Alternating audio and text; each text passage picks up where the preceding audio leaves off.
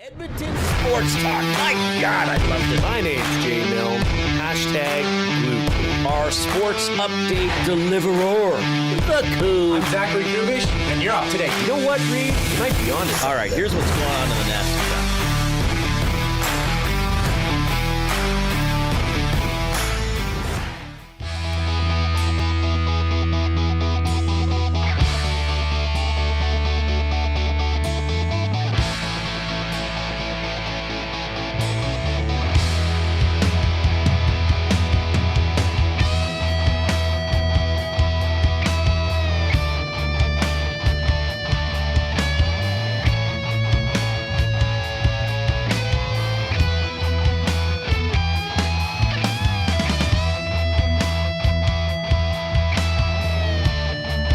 Jason Milne, he'll host your show and land your plane.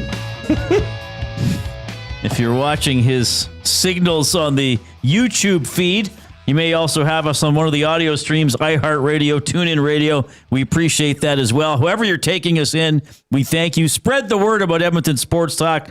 Man, oh man, we're just continuing to have a great time here, continuing to grow. Almost the conclusion of our second full week in our new office, the new studio, which looks great here in the city's west end. The, what are you calling it again? The Dinner Theater District. In the DTD. William Huff doing a great job wrapping our walls and doing an awesome work with our signage. Elks game day tomorrow. They will play the Montreal Alouettes. Now, the game is at 5:30. We will have the Green and Gold kickoff show at 4:30 tomorrow afternoon with Jason Milne and Matthew Iwanek.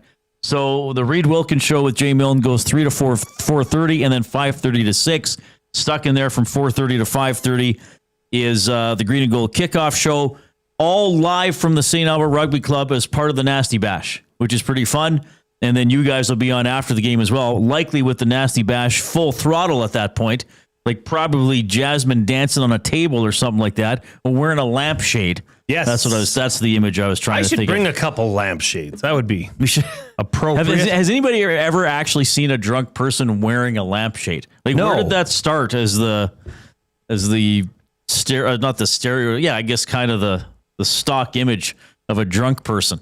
I was so drunk I wore a lampshade on my head. No one's ever actually said that. I don't think so. Yeah, probably no one's ever actually. Maybe one person once on a TV show or something like that. So, Elks. Okay, the Elks depth chart was out today. Yes, for the game tomorrow. Anything stand out or not stand out to you, Jay? Well, Metier was practicing all week, so there was a slight possibility their starting safety would be back. A big piece of that offseason turnover, but he's out. But other than that, no change, and I don't think there should be. This is a team that I thought played pretty well last week. And no changes means that they're happy with the performance. I mean, a few weeks ago, there was a bit of not a wholesale change, but there was some changes on the defensive side. But no, I think this is a good sign for this team. No changes. Well, and health means there are no injuries that they're forced to do anything with as well. The Alouettes, of course, they'll have MBT at quarterback once again. Justin Lawrence, local guy, center for the team. He's not going to be able to play. A couple of their better receivers are out as well. Their safety is out for the Owls. So maybe an opportunity here for the Elks to take advantage of some backups and grab just their second victory of the season. Tonight it is BC at Hamilton. So that's so Hamilton went last Sunday in BC, Saturday in Edmonton, and now so they've gone Sunday, Saturday, Thursday. See, I think that adds up more than 2 games close together. Sure. Like if you go Saturday, Friday, Sunday, Friday, not preferable, but then if you have a normal week after that, I think this is the one for Hamilton where maybe fatigue might be more of a factor. Though I still think they're just an outright better team than the BC Lions, who, quite frankly, except for beating the Elks badly, haven't been that impressive. Fair enough. And I heard on EST Afternoons with Hernan and Maddie that, maybe BC's due for a loss. These are the games tonight that will set Hamilton apart if they can go out and get that win. If they go to 7-2 after starting 0-2, like they can really take a stranglehold on the East. And they're the number. You'd have to power rank them number 1 in the league right now, easily. I still think the Owls are very good. Calgary's proven to be very good, but quarterback injuries on those teams Well, I guess the Riders only have one loss. Riders are good. I would say the Riders are the second best team. Do you think Hamilton's better than Sask right now? A lot of I want to tell you something here. I probably should have told you this before we came on air, or maybe before we even started working together to prepare you for this. There are a lot of Rider fans in the Edmonton area that would listen to this show. Yeah. And they'll tell you that they're out there. I don't know if have you ever met a Riders fan? I love Riders fans. Come into the store? Yeah, they're great people. But they just announced that they can't. They're passionate. They can't separate it from the rest of their life. You know what I mean? Like it's part of their identity. Well, I think more so with other teams. It's like Oilers fans here. Yeah, but I feel as if an Oilers fan was in Thunder Bay and needed to buy a couch. They'd be like, "Hi, I'm new to Thunder Bay. I got an apartment. I'm looking for a couch." Whereas I feel like if a Rider fan went into Yvonne's Furniture, they'd be like, "Hey, looking for a couch? Go Riders! Go Riders! Oulette, did you see that run?" And you'd be like, "Yes, sorry, this is not a Riders fan club store. This is a furniture store." Yeah, I need a couch. Trevor Harris, like 104 completion percentage, like he gets credits for the other team's passes. I don't know that I'm seeing the Riders fans in the same light you are. Well, did you ever live in Lloydminster for 7 years? That I did not. So there you go. That is the big determining factor here. I would say you'd have to give Hamilton the number one in the CFL power rankings. Saskatchewan, I think they'd be happy with being number 2 right now. But Riders fans are saying, hold on, you Alberta clowns. Yes. Hamilton is 6-2. Yes. Saskatchewan is 7-1. Yeah. By definition, Saskatchewan's better. They have lost fewer games. Yeah. But are you going more by the last month than the full season? I just think that Bo Levi, I've said this before, the quarterback position in the CFL is everything. I think Bo Levi has a higher ceiling than Trevor Harris. He's capable of more at the quarterback position. That's it. Here's another thing Rider fans are going to say. Hey, guys, week 2, final score. Saskatchewan 28, Hamilton 23. Fair enough. They play again next week, I believe. Okay, so that's going to be exciting. They play Hamilton. Saskatchewan is beat next Saturday, the 16th. Hamilton at Sask. They beat Ottawa. They beat Hamilton. They beat Toronto. They beat the Lions. They lost to Calgary. They beat BC. They beat Edmonton. And they just beat the Alouettes. Right. Without that was a pretty dominant win in Montreal on Sunday. But still an injury-riddled team. I mean, the schedule hasn't got into the thick of it yet. You know, the Labor Day portion I guess, on. When you're doing power rankings, do you skew towards the whole season or skew towards recent results? As good as Saskatchewan has been, over the last month, Hamilton's the best team in the league. Well, they're on a 6-game as good as Saskatchewan has been, and they've been very good. That's probably the best way to look at this. I realize, if that head-to-head game was 3 weeks ago, sure, then it's like, okay, but it was a couple months ago already. But those are those now the top 2 teams in the league based on the power rankings? Yep. Now, if Hamilton loses tonight, then do you put Sask number 1? Yeah, it'd be a 1A, 1B. Take your pick. So I would go Hamilton, Sask. You're still going to put Montreal higher than they should be. Calgary, Montreal. Then I guess you have to go Winnipeg, like right in the middle. You have to. I mean, they're kind of Winnipeg's kind of the Now, this is, I know we have Bombers fans listening too. This is not a comment on how excellent they've been the last, 5 consecutive Grey Cup appearances. Almost unheard of. Hasn't happened for a while since a little team in this city did it. But Winnipeg this year is kind of the definition of mediocrity. They're 4-3, 190 points for, 197 against. 3-1 at home, 1-2 on the road. But I guess since they've scratched out slightly above 500, I guess then by default BC is an underwhelming 6th. I suppose. I suppose. If BC goes in Edmonton fans should be clearing or You have to cheering the for Hamilton Elks fans tonight. have to cheer for Hamilton Big tonight. time. Like the Elks need BC to lose and lose often. Well, they have been. We've been saying this for the last 2 or 3 weeks. They'd be 2 games behind with 2 games in hand. Right. And again, we've been saying this too. The Elks have to start winning something at some point and putting the heat It's in. coming. Toronto plays Ottawa, so one of those teams will lose. So somebody's getting to 3 wins. So if the Elks can beat Montreal, and then Hamilton beats BC, and then one of Toronto and Ottawa will win, so you could have BC 3 wins. For argument's sake, Toronto 3 wins, Ottawa and Edmonton 2 wins each. And Edmonton plays Toronto and Ottawa coming up. So it would have a chance to jump past those teams and maybe. Now, here's the thing you got to remember, though, because we still hear sometimes, well, they just got to finish ahead of Toronto and Ottawa to get the crossover. No, No, they don't. If they finish last in the West, you could not get the crossover. You could have the 5th best record in the league.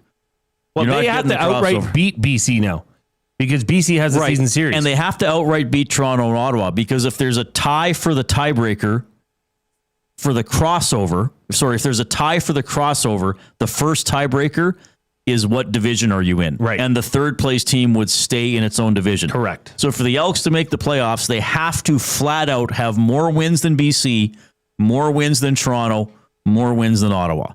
They can't get the season series against BC. They've beaten Ottawa. They could beat them again. They could beat Toronto combined 105-2 in the 2 games, but it's outright wins. So the Elks are still in a tough situation, but hopefully it can start somewhere, with that somewhere being tomorrow. Adam in Quebec City on the River Cree Resort and Casino afternoon inbox 780-218-9999 says, I lived in Medicine Hat for 18 years and Reid's portrait of Riders fans is accurate. Is there a lot, is Medicine Hat somewhat It'd be a little closer to Saskatchewan, certainly than Edmonton. Closer it's to not Regina, as close too. as Lloyd. Not as close. Medicine as Lloyd. Hat would be closer to Regina than Lloyd would be to Regina, right? Oh, for sure. Yeah. Medicine Hat. It wouldn't be closer to Regina than Calgary, would it? Medicine Hat's probably closer to Regina than it is to Edmonton, I would think. Medicine Hat is much closer to Regina than Calgary. Oh, you mean what's the center point? That's a good question. I'm just eyeballing it on the map now. Thank goodness for Google Maps. Yeah, where's your atlas when we need it? Where is my atlas? Medicine Hat would be closer to Calgary. Medicine Hat, Regina is probably a shorter distance than Medicine Hat, Edmonton, just eyeballing it on the map. Well, yes, I of course lived in Lloydminster, which is partially in Saskatchewan. So I dealt with a lot of Rider fans who thought that they were very hard done by and that other teams always cheated to beat them and yada, yada, yada. I heard it all, Jay. I love them, sort of. 780-218-9999 is how you text us. As Jay mentioned, it's the afternoon inbox presented by River Cree Resort and Casino, home of Tap 25 restaurant with the entire menu 50% off 7 days a week. That is from 2 to 5 p.m. We're going to have Kelvin McCarti on the show, a Double E alum, now a coach with the Edmonton Wildcats. Our Past the Pantry Athlete of the Week plays dodgeball. As an adult, this is going to be a great story. She's a national team member? She represented Canada at the 2024 this is awesome. World Dodgeball Championships. This is incredible. I can't wait. Believe it. Yeah, we've got some cool stuff for Past the Pantry Athlete of the Week. And at 4 o'clock, as we've been teasing for the last couple of days, we will be joined by Canadian comedy legend Colin Mochrie is going to be on the show. He has a show at the Fringe. The Fringe starts 1 week from today. I think he's in Vancouver right now. We'll double check. I'm sure, well, like a lot of athletes, he would travel a lot and perform a lot in the evening. So Colin Mochrie is scheduled to join us at 4 o'clock, which will be I'm really looking forward to this interview because sometimes people ask me, who's someone you haven't interviewed and would like to interview? And I think because I do sports, I often say somebody from, music or entertainment or something like that. Because if I say a sports person, I might actually realistically get to interview that person someday, or maybe I have. Somebody said to me once, would you ever like to interview Wayne Gretzky? Well, I've been lucky enough to a couple of times. It was cool. Yeah. So I mean, we know I'd love to talk to someone from Def Leppard, but talk to Colin Mochrie, that's so cool. it's very interesting but it also fits in, right? Because the Fringe is coming up. Colin, we're a sports station. We're going to have to talk to him about his what sports teams he roots for. He might root for a team that some Oilers fans don't like very much. Could very well. But that's kind of the beauty, Reid, of kind of the show that I think this is kind of the show you envisioned, right? It's sports mostly. But when you have a chance to interview one of the greatest Canadian comedians of all time, right, you have to do that. Well, and it's a talk show. Yeah. It's a story about people and storytelling first and foremost, and you don't turn down the opportunity to do that. I mean, I told the story a few weeks ago, probably a decade ago. Joe Elliott, the lead singer of Def Leppard, was on Jim Rome. Right. Like Jim Rome wasn't going to say, no, sorry, they can't throw a football. I've told this story. I don't know if I've ever told it on this station, but at Ched, I used to talk about it. I got to interview Gene Simmons from Kiss. He was coming to town, not with Kiss, with the Gene Simmons band. Right. And all the hosts got an email saying he's available, but the interview is like 11:45 a.m. And nobody else said anything. So I said, well, I'll come in early because I'd start mid-afternoon and work into the evening. And I said, if no one's doing it, I'll come in and tape it. Mm-hmm. Like, there are certain names you just put on your show and talk to them. So Colin's going to be great. What do you want to ask him? And we'll see what we get to. What are you thinking of asking him? I really want to talk to him about whose line is it anyways. Right. Because that to me, that was one of the best. I mean, some people grew up watching SCTV. Some people grew up watching Saturday Night Live. I grew up watching Whose Line Is It Anyway? That was so entertaining. And the way that they were doing it, that's a gift to be able to do that and improv on the spot like that. And they had fun. It was a fun show. Yeah. So I want to ask him if he knew when he was asked to be a part of that, if he knew that this was going to turn into a massive hit. Well, and that's a good point too, because he what is he in his 60s now? I got his page open here. Colin Mochrie is 67 years of age. Actually was born in Scotland, but moved to Canada, I think, when he was 6 or 7. So it's not as if his career started with Whose Line Is It Anyway? Like, he would have had to be very good and very established in the theater, comedy, improv community, even to get that job. But he wouldn't have been known on a grand scale until he got that. Then all of a sudden, like, oh, this new guy, Colin Mochrie, and he's probably like, yeah, well, I've been busting my ass for 25 that years was or whatever. Probably a big break for him. Yeah, that's great. I want to hear how he answers that. We'll talk sports with him, because I was told by Kevin, who helped set this up, that he is a big Leafs fan. We'll say it. So I'm sure we'll have some hockey talk with him. And I think just life on stage, life doing improv. Yeah. Like, there's got to be, and I know you have a great idea for this, like, there's got to be suggestions where they just maybe won't go there, depending on the tone of the crowd, or... Well, that would that would be an interesting thing for me to know. Right. Because comedy is really been through the ringer in the past 10 years. Yeah. Right? I mean, from the days of Andrew Dice Clay to where it was. And I think it's back on the rise where, look, you are in a comedy room. This is a joke. Yeah. I'm joking. Yeah. This is to just try and encourage people to laugh. I guess I'm still wondering, though, if there's just some things they're like, let's not bother, or we get that every night. We did it 2 days ago. Because I know it's like Scratch, the guys I see that do a full play. Sometimes they'll say, give us a movie. But I know from going, they say, look, don't say Breaking Bad. Okay. When Breaking Bad was hot, they're like, we've done. Everybody yells up, we've done, or Clockwork Orange. They're like, you know what? The other day we mashed up Clockwork Orange with Anne of Green Gables. It was funny, but don't do that, because we were improving. We're not repeating. Can you pass as an improv? Can you say pass next? Like, and just brush it off? Well, they'll I've seen improvers. No, a lot of times they might be like 40 people yelling out, so they can pick. But sometimes somebody will yell something right away, and they might be like, "Yeah, I don't know what we would do. That we would do it." Or come on, like, and sometimes is that the best you got? Sometimes someone in the audience is trying to be. Or what I have seen as well, they'll say like, something big that happened in your life in the last year, and somebody will yell out marriage, for example, and they might say, okay, Marriage. Like, what was your marriage? Well, we just got married at a church in Edmonton and had a dinner. Okay, will anything happen? Okay, well, maybe we'll come back to that. And somebody else will say, I went skydiving and my chute didn't open for 5 seconds. Oh, okay. Tell me about this. Who got you into skydiving? Your brother? Okay, where was this? North of Morinville? Okay, we know enough. We'll do this. Like, they might try to find something with a little more sparse. So they will turn down suggestions because they still want something unique to it if possible, right? Anyway, well, maybe we'll ask them about that. Yeah. What else are we talking about?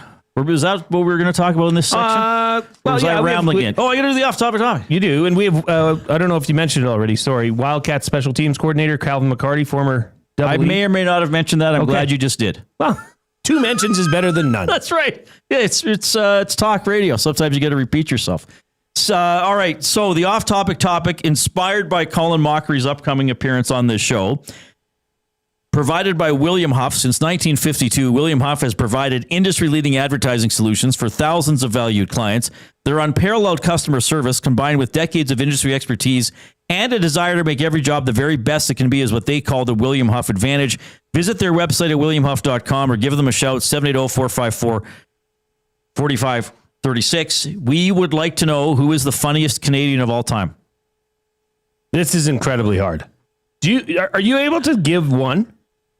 Like I think Howie Mandel is legitimately funny, especially earlier in his career. Maybe not current Howie Mandel, but I remember when I was a kid, he would do talk shows and just do bizarre characters and weird comedy. I always liked that. I mean, John Candy clearly is going to get a lot of mentions. Probably some people I'm probably calling him up. Some people will probably write in and say, no, it's actually the guy you guys are having on. Norm Macdonald, I thought, for you. Oh yeah, I forgot he was Canadian. I thought that was a go-to easy for you.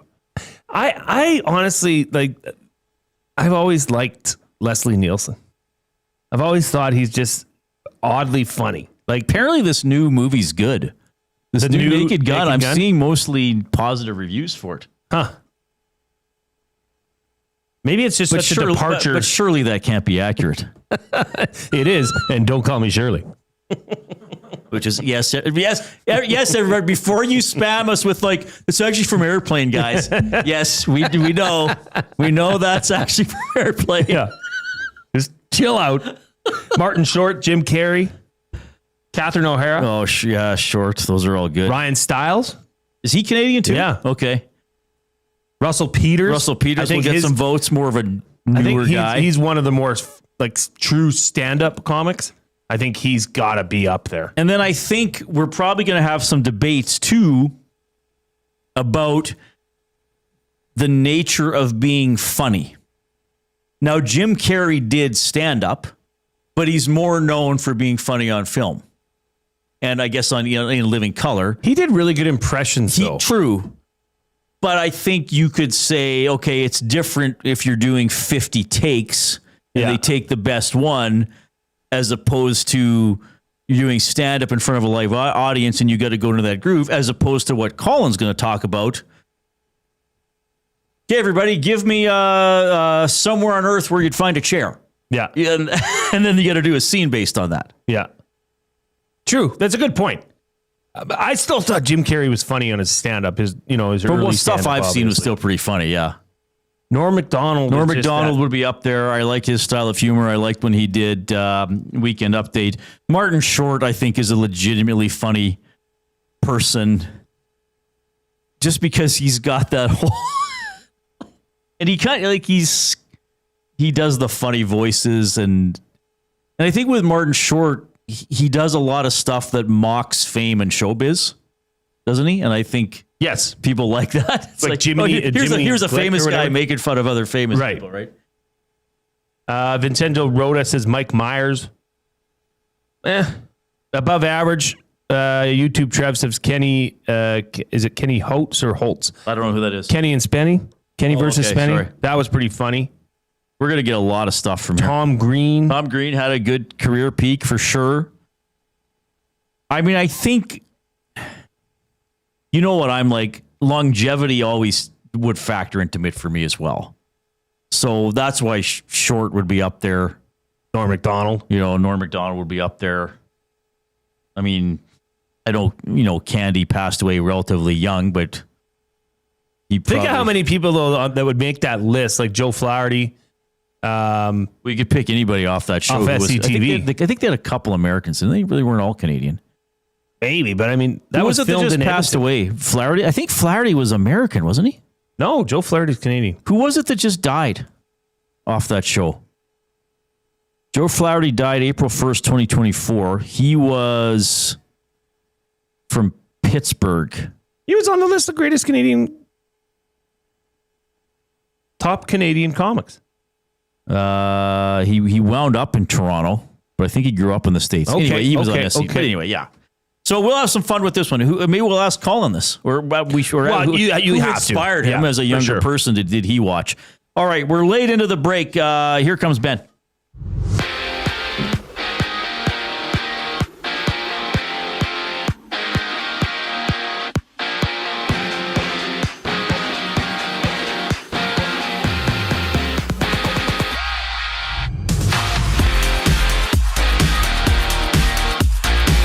It's a showdown tonight between the BC Lions and Hamilton Tiger Cats. Hamilton comes in on a hot 6-game win streak after beating the Elks last Saturday. Rourke and Mitchell face off at 5:30.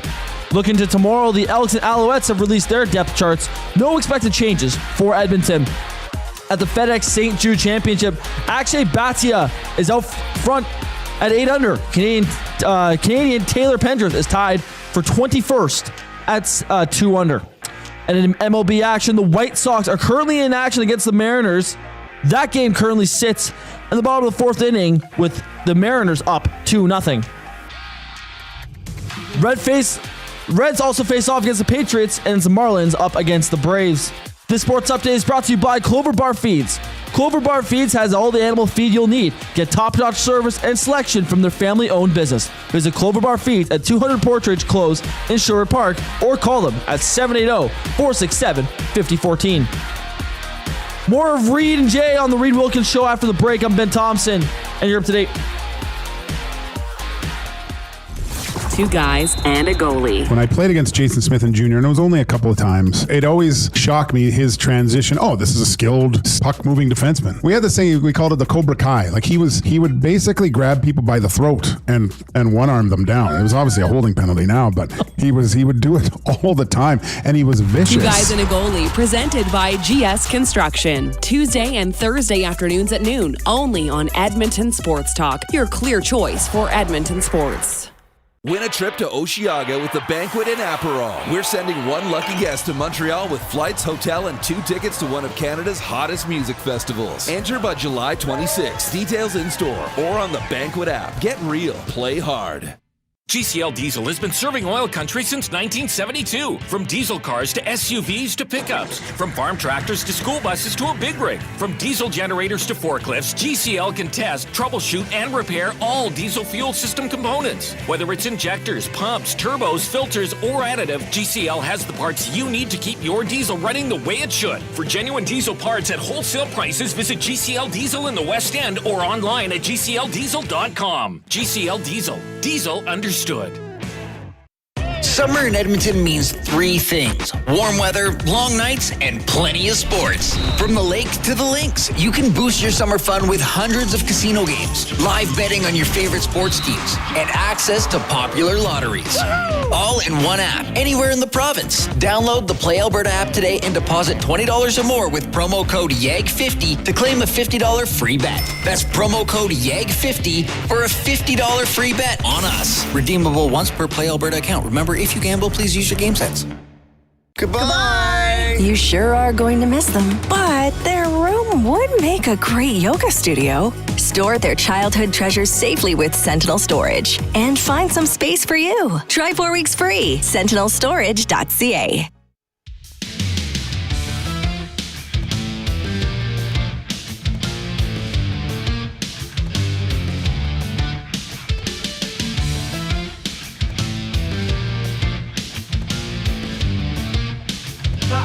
All right, thanks for joining us this afternoon. Colin Mochrie coming up in half an hour here on the Reid Wilkins Show with Jason Milne.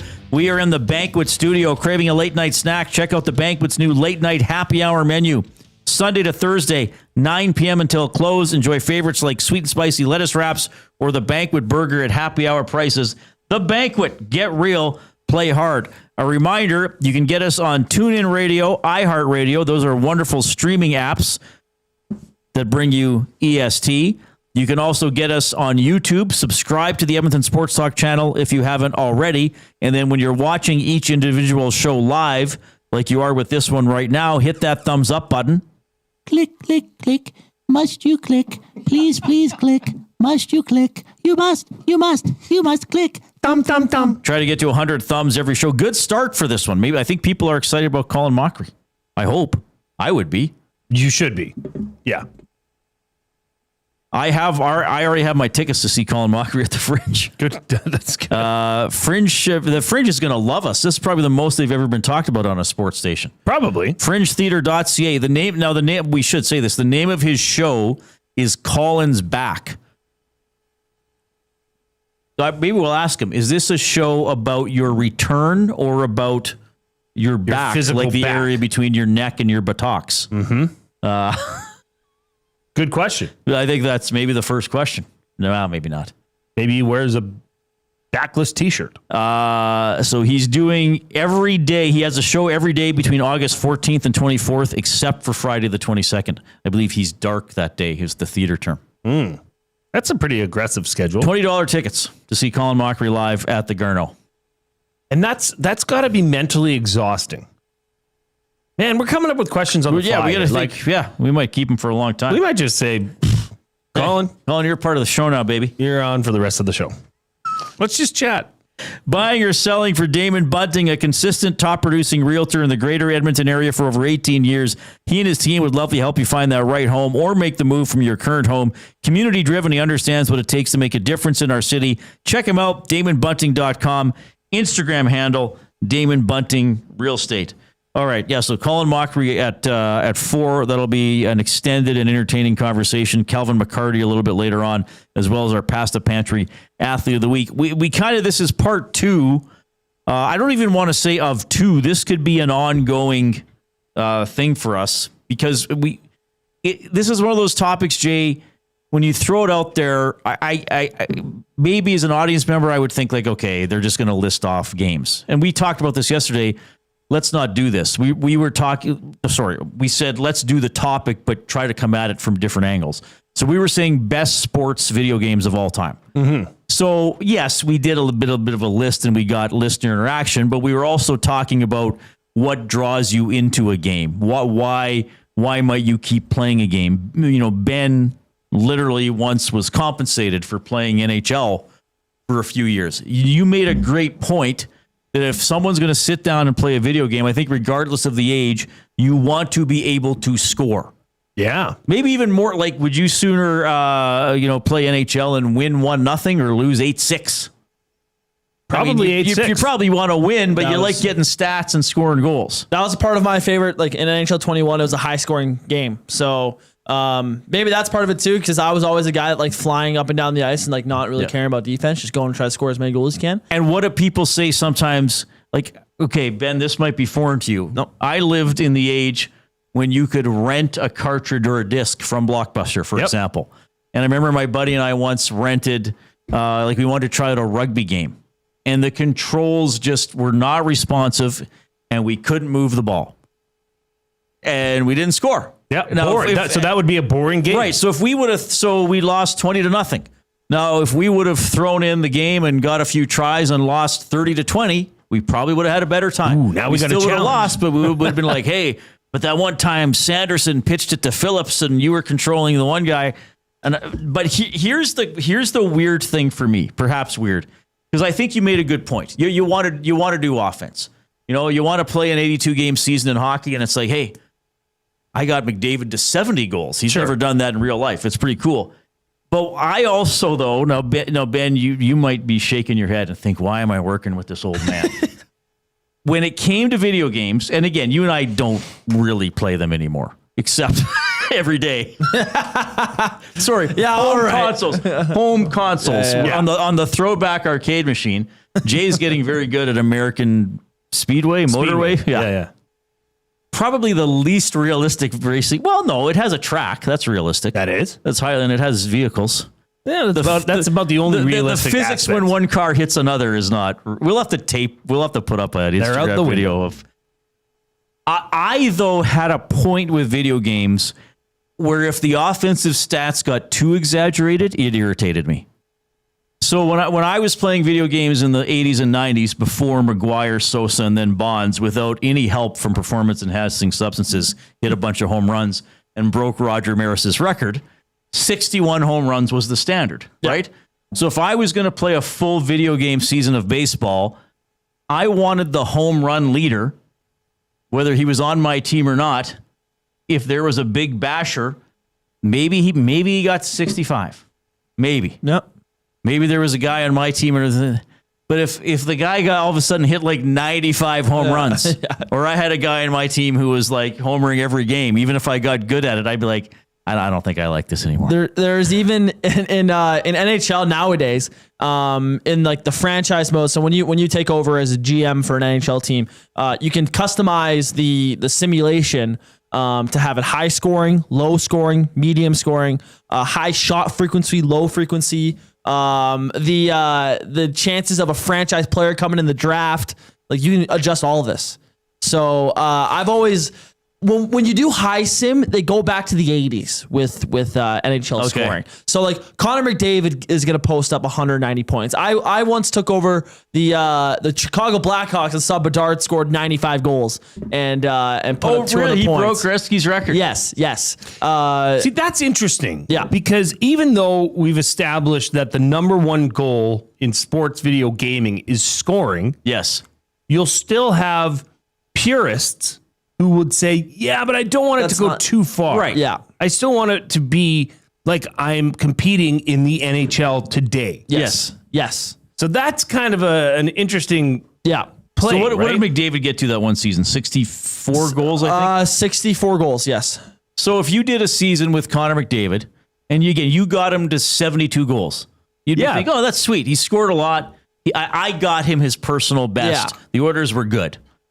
If you did a season and Scott Davis scored 108 goals, you're like, then you're not thinking, okay, is this game flawed? Yeah. Did I pick too easy a mode? Well, and not even that. You can't go out and gloat about that. No, on social media and say, look at me, I had Connor McDavid 200. Well, they're going to say, well, you're playing at an amateur level. Yeah. Yep. Take it off baby level. So maybe that's the biggest thing in today's day and age, Benny. Yeah. Is that professional gamers such as yourself have to play at a certain level to be able to share your accolades with others without getting, shots fired back towards you. Yeah. No. So with this mode, this is not the mode I was professional or anything. There's no competitive league in this or anything, but it's with this mode. No matter the sim engine or anything, like it's still like you're still building a team. If the sim engine's on high, the whole league is sim engine high.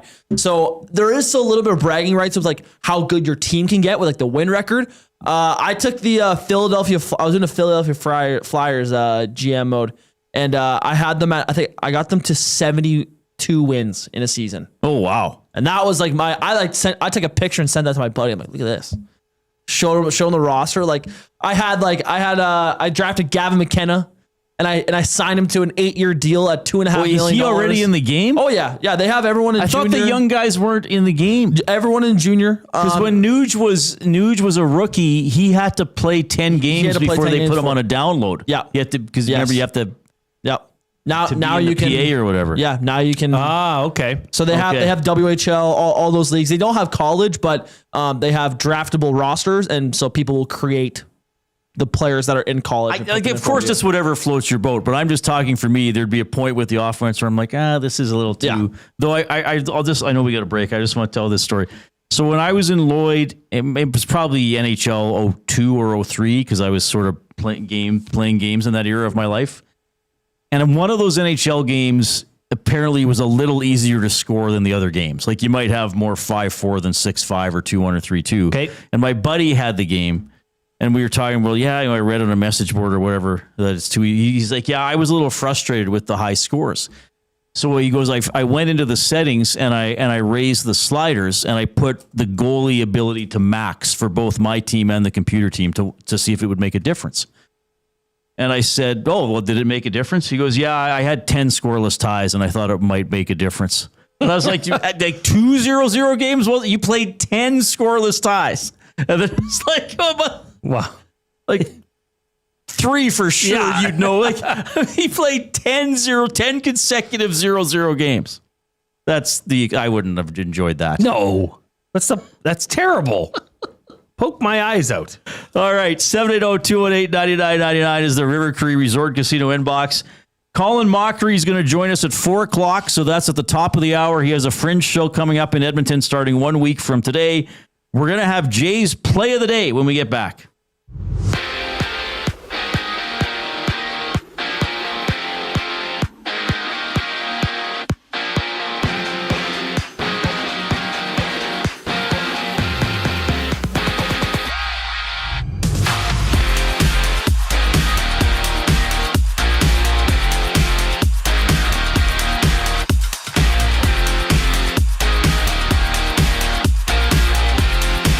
It's the BC Lions versus the Hamilton Tiger Cats tonight. Hamilton enters on a 6-game win streak after taking down the Elks last Saturday. Rourke and Mitchell will battle it out at 5:30. Tomorrow's depth charts are out for the Elks and Alouettes. No changes for the Edmonton Elks.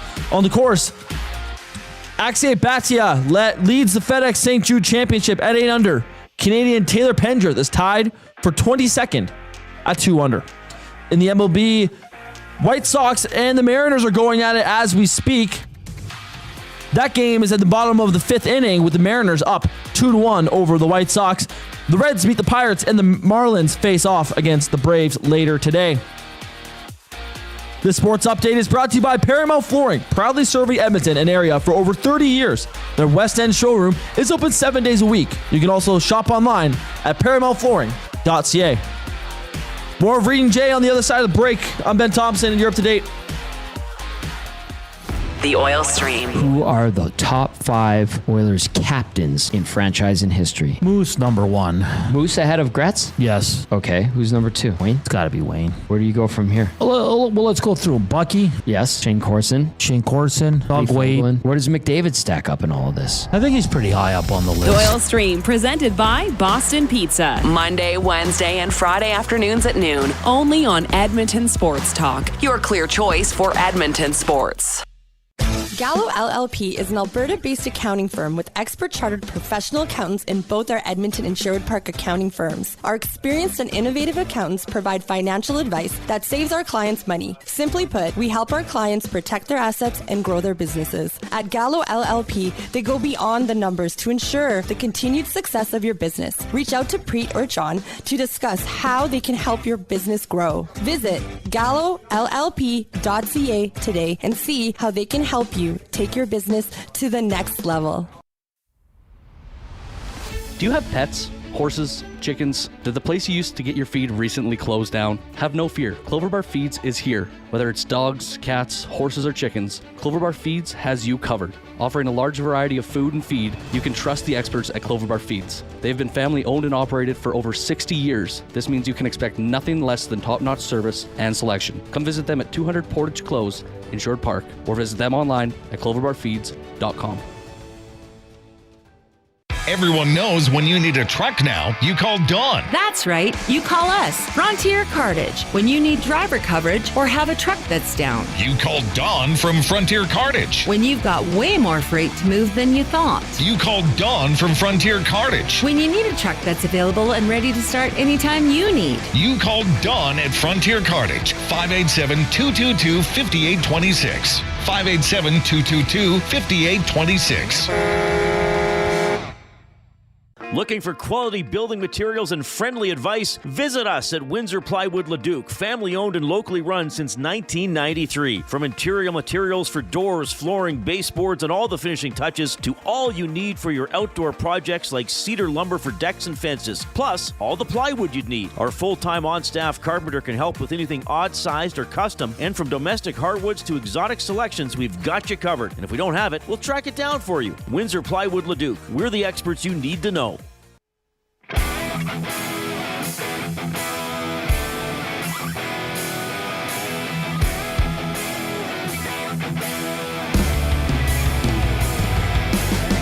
Elks in Montreal tomorrow. No changes on the depth chart from the Elks. For the Elks from last week's loss to the Hamilton Tiger Cats. 5:30 game tomorrow. We'll have the Green and Gold kickoff show with Jason Milne and Matthew Iwanek at 4:30. Colin Mochrie set to join us at the top of the hour. That's in about 14 or 15 minutes. Right now, it's Jay. It's play. He's Jay. It's today.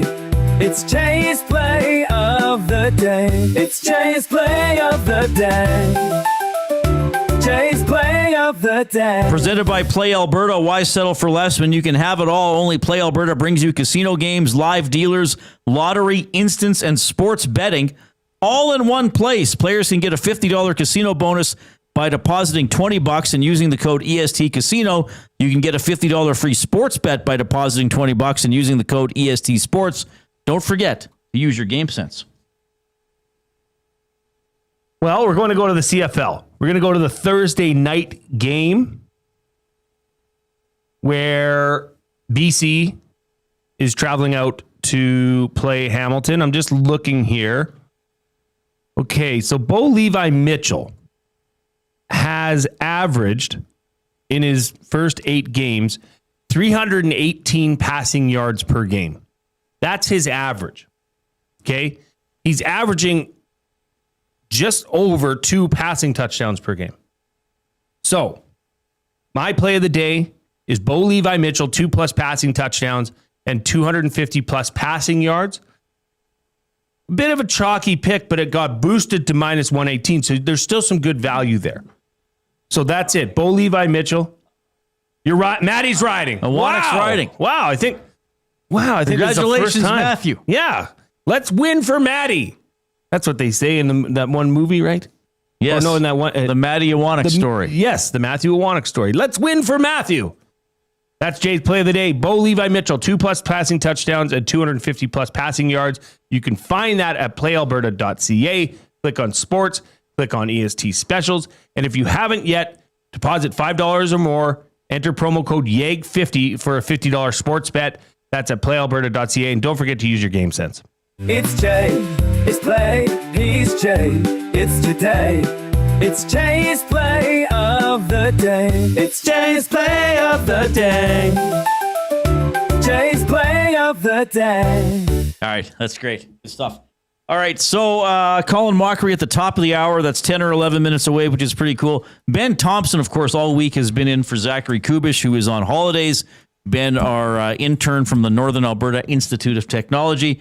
And so he is going to be the clue provider today. What? Play this song. Oh, I forgot we had a song for this. For Name the Animal. Will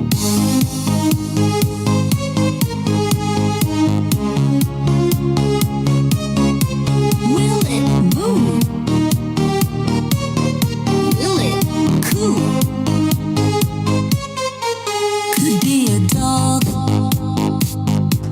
or maybe a hawk. Name the animal. Name the animal. Oh, Betty! Oh, Betty's right in there. All right. So I forgot we had a jingle for it. Benny and the Pipes.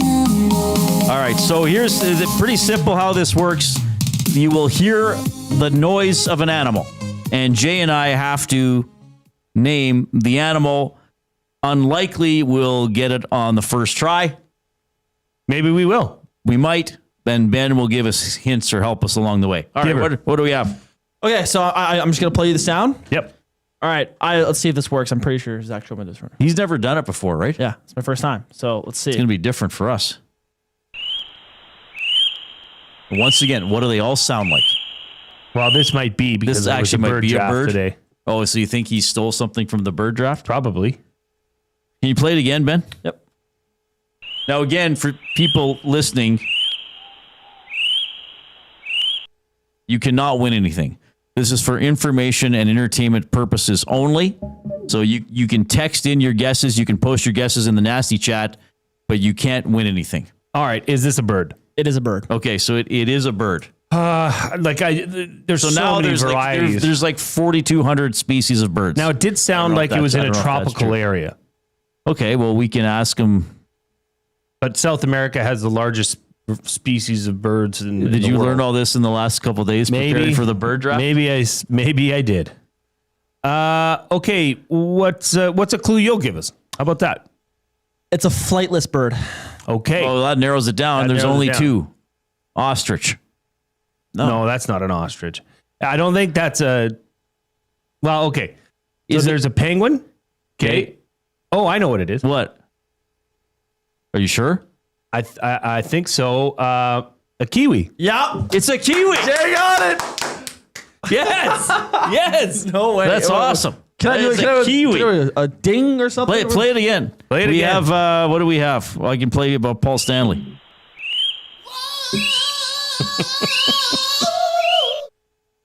Is that a kiwi? I think I hear him coming now. You know, that was my flightless bird I chose in the draft. I know. Oh, wow. Okay. I know. It's a cute little bird. It's a New Zealand bird, and it has a long and didn't beak. Coob give us two animals, one from Australia and one from the capybara? Kookaburra. What's it called? That was one of the animals. Kookaburra bird was one. But what didn't he give us a mammal? The capybara. Capybara. Right. And then he gave us the what's the Australian looking good day mate animal? The dingo? He didn't give us koala. A dingo. Did we have koala as well? We had a koala. So are kiwis only found in New Zealand? Yeah, pretty much. Endemic to New Zealand. I honestly all of my thought that went into it was I was on my way in to the office today, and I had the show on, and I heard you guys talking about a kiwi bird. I was like, no, kiwi bird. And then I was like, did a little quite research. cute. Yeah, it is. It is very small, long beak. And I was like, I never would have thought there was a bird named after a fruit. It is crazy though that it's a flightless bird. Yeah. Given how small it is. Yeah. How does it defend itself? Probably doesn't. Razor sharp teeth. No. It spits venom on people. Must. Yeah, it is quite a cute little thing, isn't it? Yeah. Flightless birds, endemic to New Zealand. Maybe they just stay away from predators, or maybe they can hide. They must be good at hiding. They must be. Maybe they run really fast. they're sprinters. All right, so Jay, Milne, really, you did a great job naming the animal. I was really hoping, if you didn't get that, I was gonna be like, that's on your damn draft, it was. Jay. Well, as soon as you said it was flightless, I'm like, it's got to be right. The kiwi. But we don't know that they're going to do that. I mean, they can do whatever they want. They don't have to tie it into anything else. But he did today. Kiwis primarily evade predators through camouflage, strong legs for quick movement, and relying on their burrows for daytime refuge. Oh, nice. All right. So we have indeed named the animal.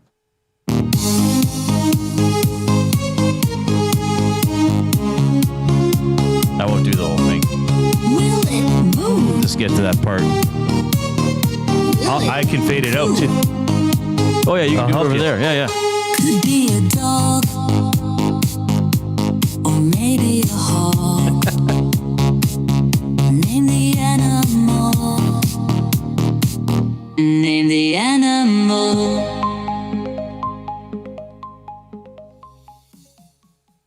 That's wonderful. What a professional fade. That's really good. He's saying, oh no, it's back up again. All right, 5 minutes to 4.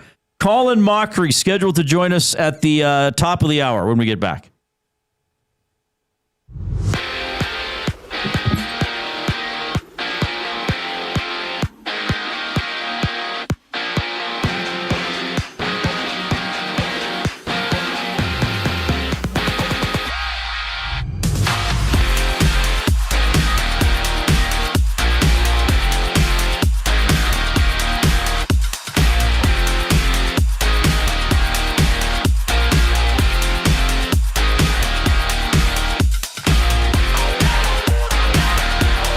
BC Lions and Hamilton Tiger Cats square off tonight. Hamilton's riding a 6-game win streak after beating the Elks last weekend. Rourke and Mitchell face off at 5:30. Tomorrow's depth charts are out for Elks and Alouettes. No changes expected for Edmonton. At the FedEx St. Jude Championship, Akshay Bhatia leads at 8 under. Canadian Taylor Pendrith is tied for 21st at 2 under. And in the MLB, the White Sox versus Mariners are going at it as we speak. They're in the top of the 6th inning. Mariners are lead 2-1. The Reds versus Pirates play today, and the Marlins and the Braves will play later on this afternoon. The sports update is brought to you by Advantage Sports Medicine and Physiotherapy. Connor McDavid's got a team of specialists, and you've got a bag of frozen peas. Get the same locker room approach that's trusted by the best in the game at Advantage Sports Medicine. Call 780-460-9977 or visit their website at advantagesportsmed.ca to book an appointment today.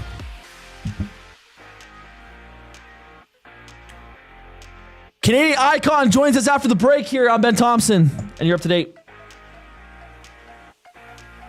The Lock Shop. We just wrapped up another Edmonton Sports Talk draft. We did a draft of birds. Thought about you on this one because the commissioner's pick was a sexy bird, and I clarified with her. I said, are we drafting only birds in this category, or can it be anything bird related that you would deem sexy? And she said, okay, that'll fly, no pun intended. So then I took Hooters Restaurant in your honor, Huss. Thank you, Dusty. Yeah. That should win you the draft. The Lock Shop, weekday mornings at 11, only on Edmonton Sports Talk, your clear choice for Edmonton sports.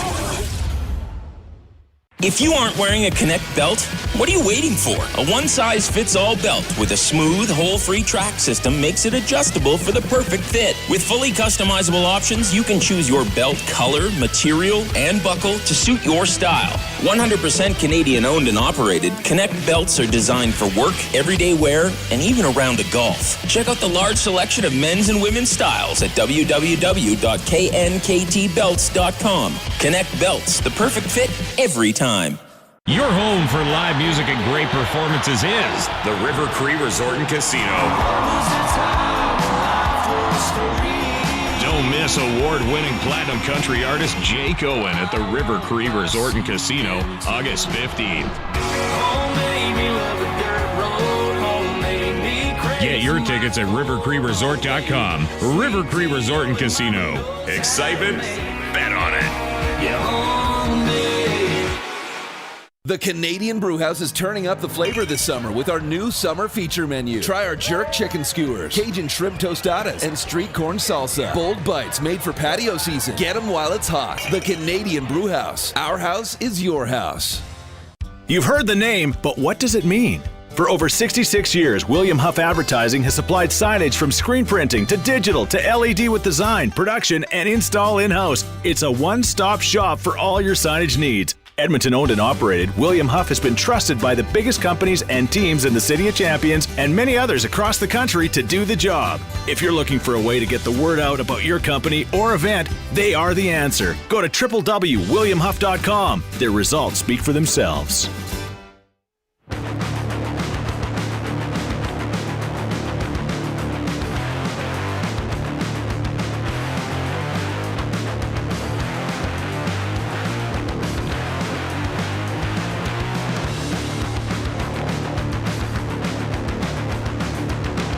All right, hope you're having a great afternoon. Got a very special guest here that we're going to get to right away. He is our voices of the game today for Windsor Plywood Leduc, locally owned and operated since 1993. We're more than just plywood. We offer everything from doors and flooring to decking, fencing, and custom millwork. With a huge selection of hardwoods and knowledgeable staff, we're here for all your DIY needs. Windsor Plywood Leduc, the experts you need to know. Our next guest has probably made you laugh at some point in your life, and he's going to be doing so again at the Edmonton Fringe Festival starting 1 week from today. We're pleased to welcome to the Reid Wilkins Show with Jason Milne, Colin Mochrie. Colin, it's Reid and Jay. How are you doing? I'm fine. How are you? Well, we're doing great. We're honored to have you on the show. Thanks for being so generous with your time. I want to dive in with this one now because you have chosen a life that involves travel and performance. Where are you now? What are you doing in the lead up to the Edmonton Fringe? Right now, I'm in Vancouver. I'm doing a fundraiser for theater that I'd done shows for back in the last century. Back in the last century. I like how you put that. So, you know, I talked to Kevin. Obviously, Kevin Galees helped set this up, and I think he's on the call, probably supervising me more than anything else. And he said, you know, you're a sports fan. So I'm curious, a couple things, like who's a team or team that you're really passionate about, And given that you've chosen a life where you have to travel and do things in the evening when your team might be playing, how do you follow these teams you're passionate about? I'm a hockey guy. Again, from the last century, I was there when it was a 6-team league. I was living in Montreal. They were winning all the time. We got a feed from the Boston Bruins. I managed to see them. They sucked every year. And then they got Bobby Orr. I supported them all the way because I always go for the underdog. And then they got Bobby Orr and things started to look up. And then they got really cheap. So I left them. Then I was in Vancouver when we got the Canucks in 70-71. So, of course, I went with them for a while. But then I got trapped in Toronto by a woman. And I figured, hey, I don't have enough misery in my life. Why don't I become a Maple Leaf fan? So I have, over the last, I guess, 35 years now. This is the year. How many times have you said that in the last 35 years? Twice. So what? Okay, so you do now, as you know, Leafs and Oilers fans don't always see eye to eye. Yeah. But yes. They have something in common this year because they were both eliminated by the Panthers. So once the Leafs were bounced by the Panthers, did you, kind of like at a political convention, you lead all your delegates over to another guy? Oh, immediately. I switched over to Edmonton. Okay. And I support the Leafs, but I just love watching the games. And, Edmonton has Zach Hyman, who was such a great player for us, and we were so sorry to see him go. Yeah. And, not to rub it in, but, it took 7 games for Florida to get rid of Toronto. Okay. Colin Mochrie joining us here. Great. I mean, that was a deep shot, okay? Let's call a spade a spade. Did it with a bigger score differential than the Edmonton games, let's say. But, we take whatever wins we can. Colin Mochrie joining us, who, as Reid alluded to, will be at the Edmonton Fringe Festival starting next week. I wanted to ask you, Colin, like many young Canadians did you have athletic dreams and aspirations as a child? I may have. My body worked against me in that it has no athletic ability anywhere in it. I was one of those, I would play a little ice hockey, a lot of street hockey, some baseball. I was one of those athletes where they would say he gives 110% because that's all I had was enthusiasm. Well, I want to jump into this because this is obviously, and you can speak on it obviously as you went through it, but whose line is it anyways? I mean, that was a massive success, a massive hit. But how did that come across your plate? How did Colin Mochrie end up on that show? Yeah, I was at Second City in Toronto, and because Improv was still a fairly new art form in Britain, where the show first started, they had a cross North America audition tour. So they came to the Second City show, they liked it, they auditioned us the next day. But because we did what you're supposed to do as improvisers, everybody worked together, everybody supported, so no one stood out. So nobody got hired. And then the next year, my wife had created a show that was being done in the States. They came through again with people I didn't know, and it was like, hey, screw you, look at me. And then I got it. So there's a lesson for the youngsters out there. Only think of yourselves. Screw you, look at me. Yeah. Get a t-shirt made out of that for sure. So, I mean, that's where you came to the public eye for a lot of people. But like Jay and I were talking in the last hour before you came on, all of a sudden you're Colin Mochrie. But would you ever think like, wait a minute, I've been Colin Mochrie all the time. It's just, you know what I mean? Yeah, it happened all of a sudden when I was like 42. So I was kind of used to being me at that point. I found it interesting that people sort of discovered me. I've been incredibly lucky that I've been able to do this. The fact that a show from Britain came out of nowhere and showcased truly, and I'm not being humble, the only thing I'm good at. So it really worked out for me. And my first show, my daughter was 2 months old. The last time we taped, she had just turned 33. So it's been a good, steady job. Yeah. Did you know early on, like when because you have pilots, you have testing, you it's got to be approved by, whatever media company that is putting it on. But did you guys know in that room that this was going to be a hit? And did you know it was going to be as massive of a hit as it became? We were not confident. We had our ace in the hole was that Drew Carey was involved in it. And at that point, he was ABC. He was the most successful show there. And they put us on after his show. So I felt we had a good shot. And also, the British Who's Line had been sort of popular on the Comedy Channel, so it already had a following amongst college students. So it was kind of known there. So I thought we would have a chance. And then it did very well. We started as a summer show. It went well. They put us after Drew. We did really well. Then someone discovered how cheap the show was and put us up against Friends and Survivor. I don't know if you've heard of those shows. They were quite popular in the day. And they would just kill us every week in ratings. But because the show was still cheap, we still made money for the company. So it still surprises me that it's still as popular as it was, because people really had to find us to keep up with us.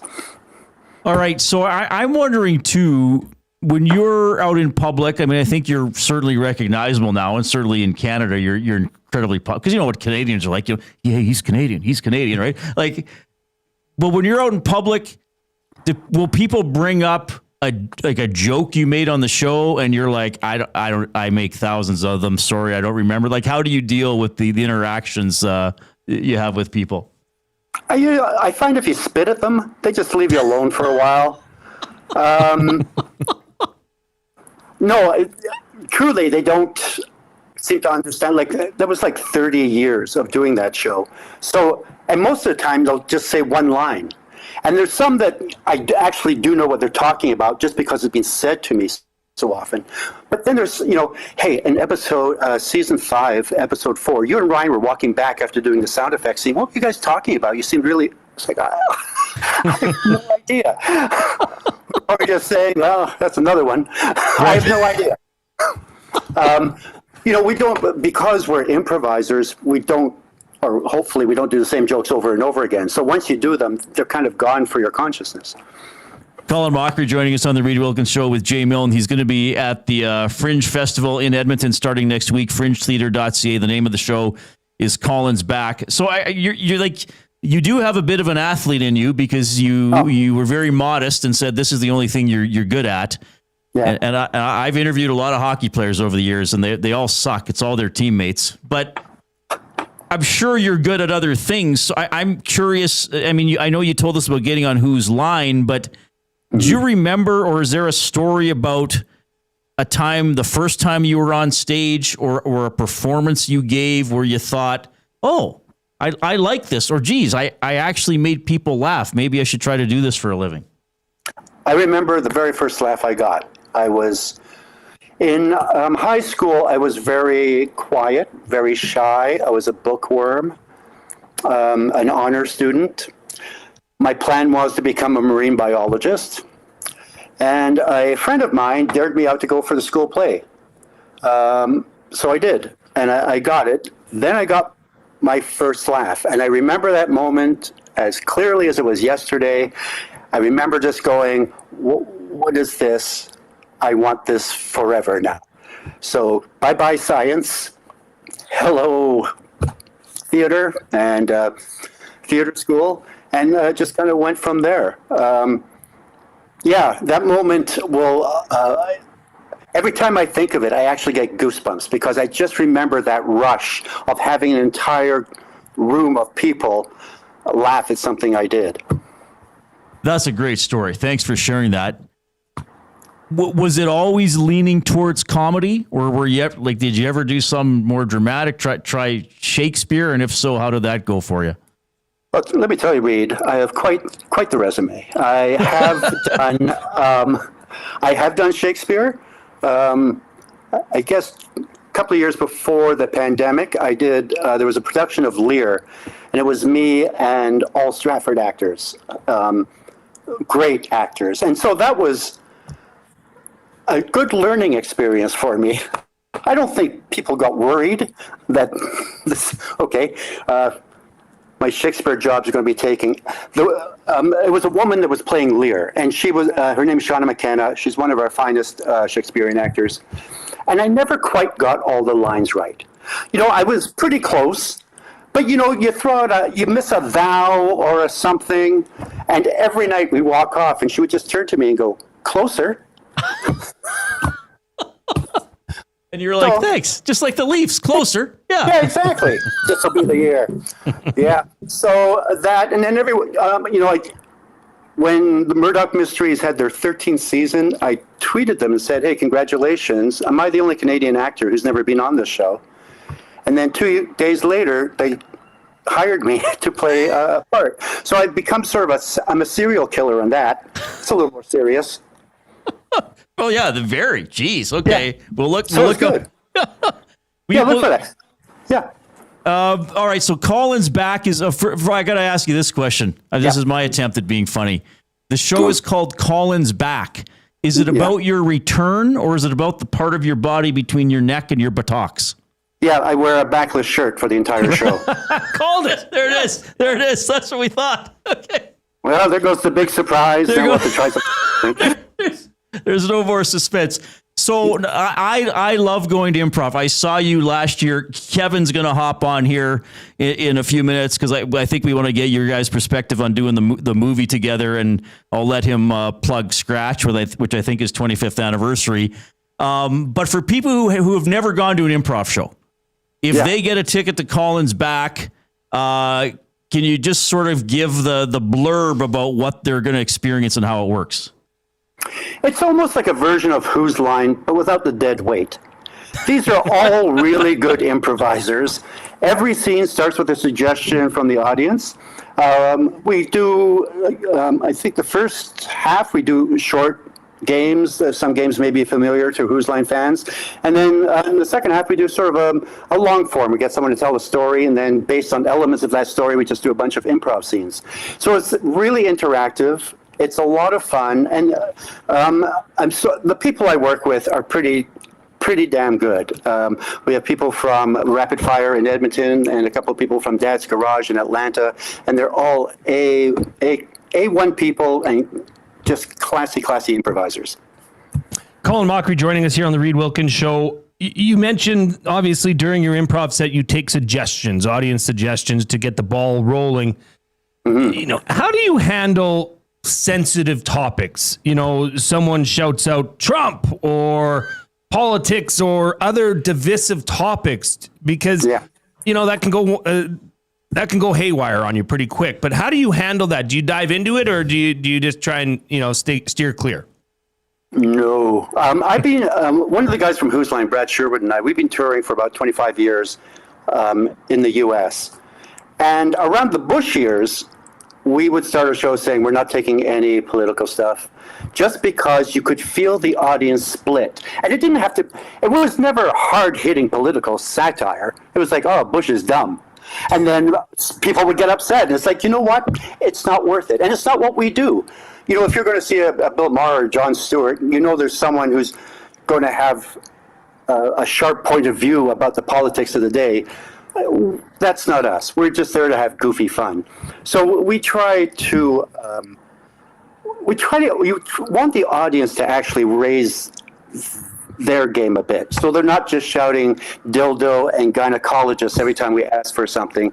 We want them to actually put a little work into it and help us and give us stuff that inspires us. Sorry, just writing down some segment ideas for future Reid Wilkins shows. Thanks for those. Anytime.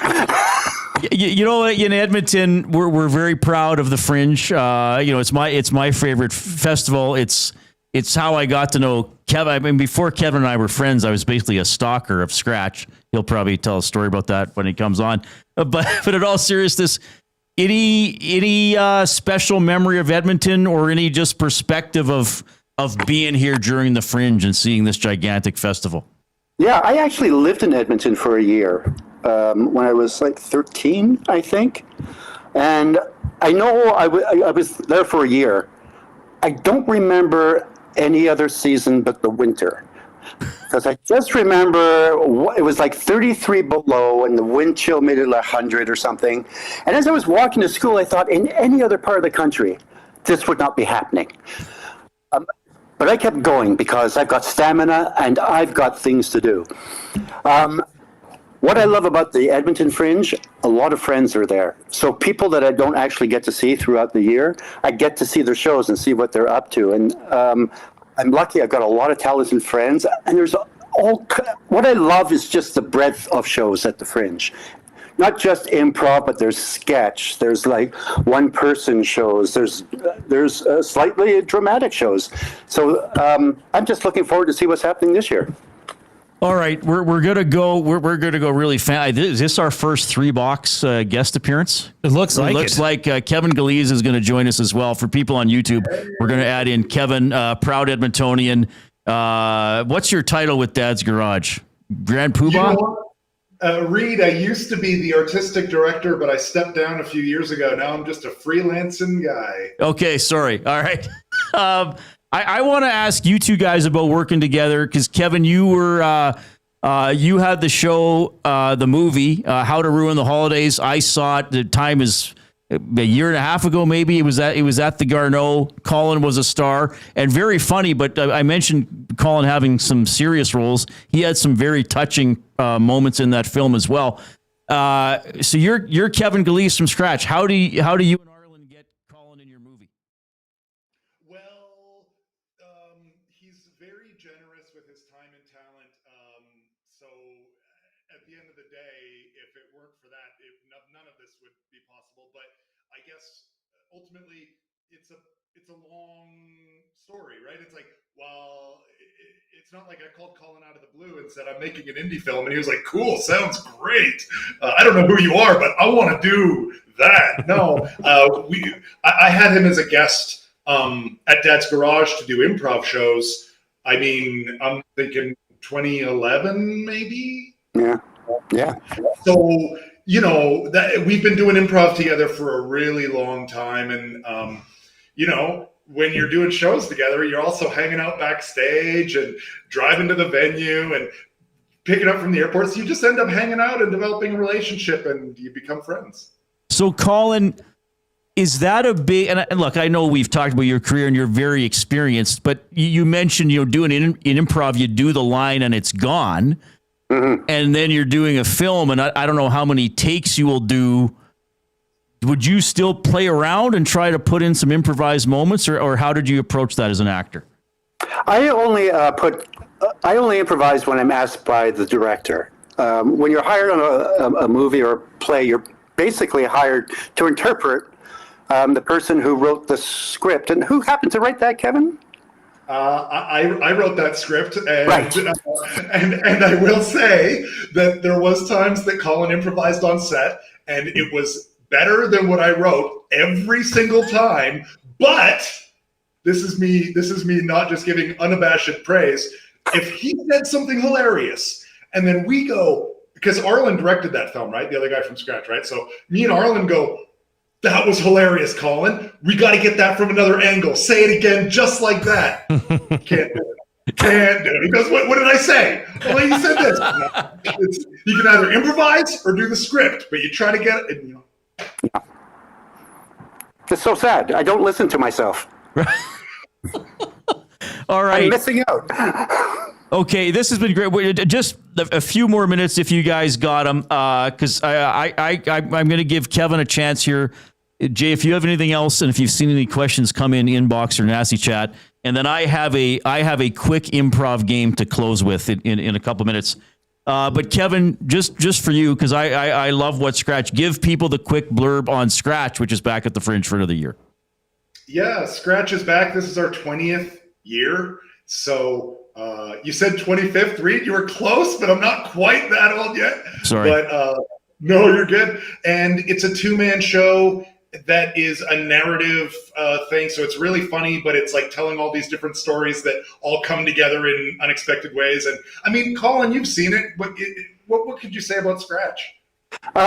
Just go see it. It's really hard to describe, except it's two masters playing multiple characters with multiple stories that all end up together like it was written. It's just, it's fantastic. Colin's Back is the show to see. But Right. Okay. I'm just saying, Scratch is a great alternative. Yeah. If you had enough money for two shows, Scratch after Colin's Back. Scratch is fantastic. Both of them are amazing. Yeah. You guys could have combined it and just called it Scratch Colin's Back. Yeah. You know, that would have been perfect. But Sorry, now that you mentioned that, I got to shout back to when you said, is Colin's Back about your return or about the space between your neck and buttocks? Like it's like an Irish last name. Buttocks. I never thought of that. I'll kind of combine a few comments coming into a question from listeners, because a lot of people are bringing up. I loved Richard Simmons on Whose Line, and a bunch of people who appeared. Is there sort of a bigger name that was on Whose Line that still stands out for you, Colin, as really doing a good show or embracing the performance? Yeah. Well, I mean, there's two. One was Sid Caesar.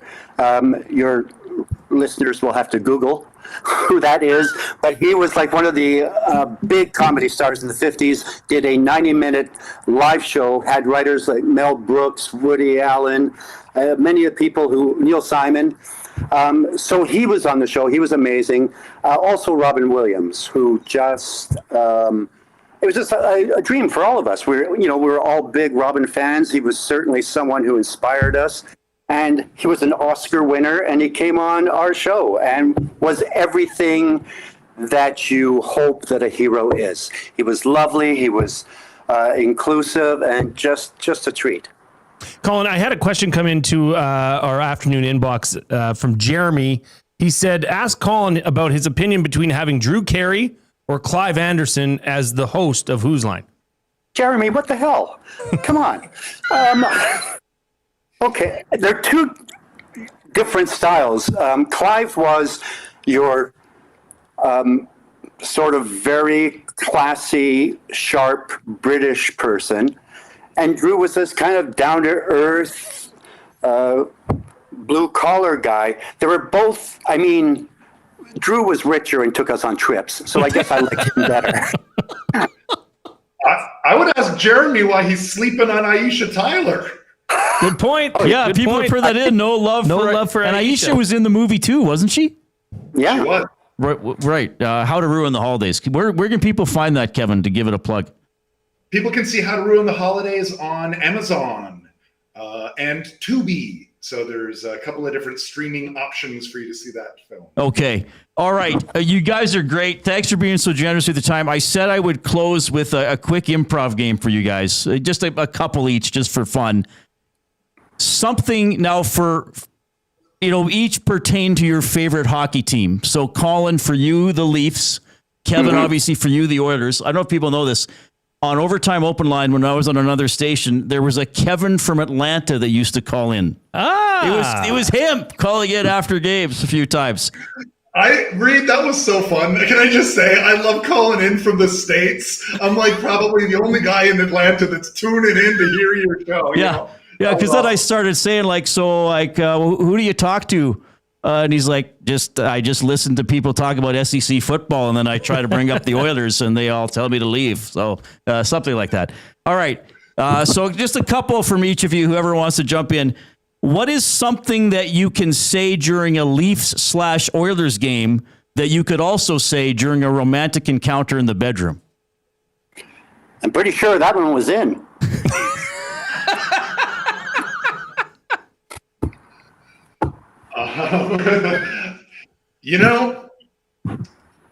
I'm gonna get you close, but I won't take you there. It's just a little choke.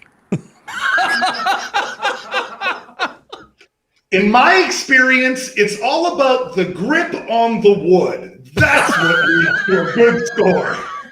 All right, so that's what you're in for if you go to Colin's Back and go see Scratch at the Fringe. The Fringe starts a week from today. Some people know a lot about it. We still have some Edmontonians who maybe haven't gone. FringeTheater.ca. Colin's back and scratch. Colin Mochrie, Kevin Galeese. This was an absolute honor. Thanks for doing this. You guys are great. Thanks for joining the Reid Wilkins Show with Jay Milne. Oh, thanks, guys. It was a lot of fun. Thanks, Reid. Great to see you guys. Go Oilers. Right on. Okay. Go Mike. Yeah, of course, you gotta get that one in.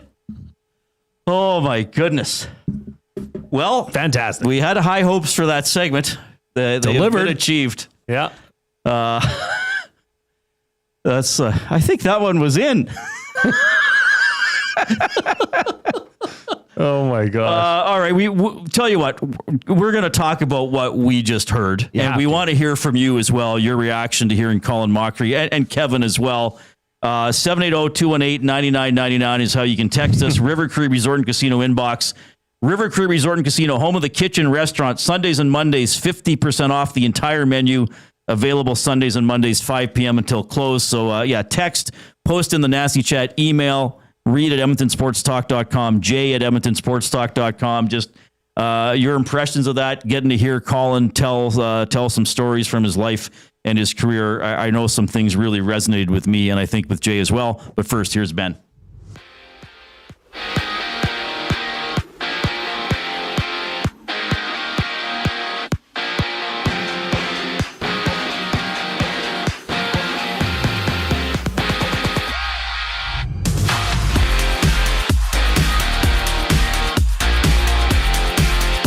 It's the BC Lions taking on the Hamilton Tiger Cats tonight. Hamilton coming in strong with 6 straight wins, including a victory over the Elks last Saturday.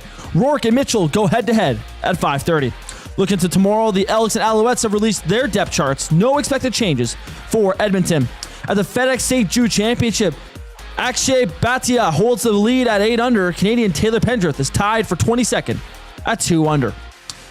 In the MLB tonight, we got the White Sox versus the Mariners. That game is underway as we speak. That is at the end of the 7th inning, tied 2-2 between the two teams. We have the Reds versus Pirates and Marlins to take on the Braves later on this afternoon. The sports update is brought to you by Windsor Plywood the Duke, locally owned and operated, serving the Duke and surrounding areas since '93. Doors, flooring, baseboards, and of course plywood. Go see the knowledgeable staff at Windsor Plywood the Duke. A debrief after a fantastic segment after the break. I'm Ben Thompson. You're up to date.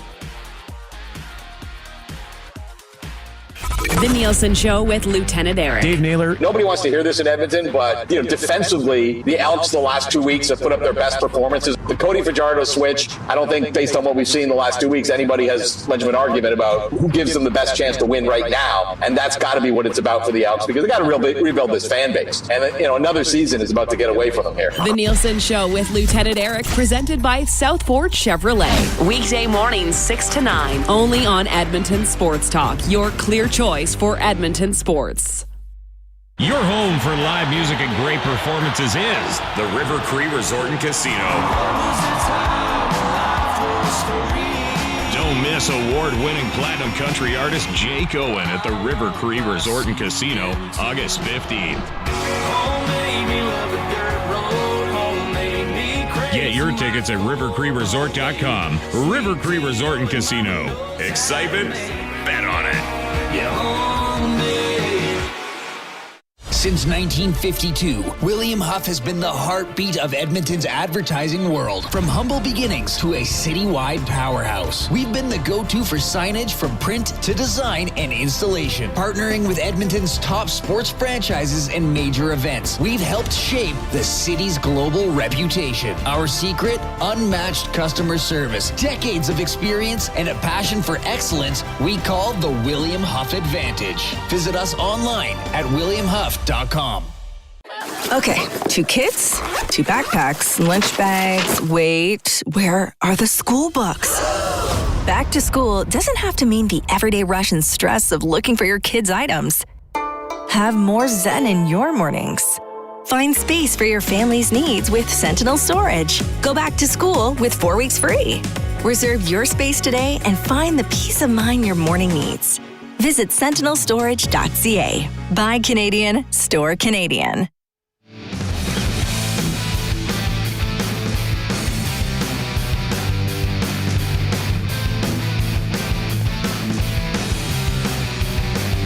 Well, hope you're having a great afternoon. We certainly are here in the Banquet studio. Spin to win Friday at the Banquet. Spin the wheel for a chance to win big and save on your bill. Details at thebanquetbar.com. Jay and I will do this show from the St. Albert Rugby Club tomorrow, leading into the Nasty Bash. And at 4:30, the show will become the Green and Gold kickoff show for an hour, getting you ready for the Elks and the Alouettes. And then Milne and Awanak will have the Green and Gold postgame show, all from the St. Albert Rugby Club tomorrow night as well. So Colin Mochrie was just on the show with an appearance from Kevin Gillies at the. What did you? What's? I'll just throw you. Like, what stood out? What are you going to really remember from that? Maybe 10 years. So didn't you interview Colin Mochrie once? Yeah, how he came into comedy. You know, how he thought he was going to be a marine biologist, and then poof! Little did you know that you had this talent that you had not even exercised until that point of his life. That was incredible. I just thought, and this is such a simple answer, but the quickness in which he answered your improv questions, both of them, and the wit involved, it just shows you how creative and the way that their brain works. It's just instant and it's hits. And I don't know if I could think of better answers if you gave me 10 minutes. Right. You know what I mean? And they did that in a matter of seconds. Yeah. I thought that was incredible. The story he told about the first time he performed was really something. I mean, as funny as he was, that was, I'll have to go back and watch it again, but what did he say? He was on stage and he got a laugh and he thought, I got to feel that again. Like, that was so genuine and so honest. That really stuck with me. And I thought it was interesting too, what he said. So what the British version of Whose Line is casting. And they go to Second City in Toronto, which from my knowledge is one of the best comedy troupes in North America. And nobody got hired because he goes, we all were so good, knew each other so well and had such good teamwork and were used to working with each other that no one was the star and no one stood out. So nobody got hired. And then he says, the next time I auditioned, I didn't know anybody. So I just was... I'm sure he's exaggerating, but he basically said I was just selfish, and then I got cast. I really enjoyed that as well. But that was so cool to interview him, and it was great to see the reaction of our listeners of the Nasties as well about having Colin Mochrie on the show. And you mentioned, so I gave him that little improv game at the end. What applies while you're watching your favorite hockey team, and you could also say in the bedroom. So what was Colin's? I think that one was in. But the humor also comes with the inflection and the facial expression. And I even know from like the show he did last year, like they did something like inappropriate things to do at a funeral or something like that. So of course there's no body, there's no coffin. You're imagining everything. And, you know, I think Colin did something where he went up and he kind of put his hand, like I'll describe it for the people on our YouTube. Like he lifted his hand up and then like moved it down like it was going into a coffin and then into a jacket. And he goes like, need that $20 now. You know, you just saw everything. You saw the coffin, you saw the corpse, you saw his hand going into the guy's jacket and try to get his wallet out.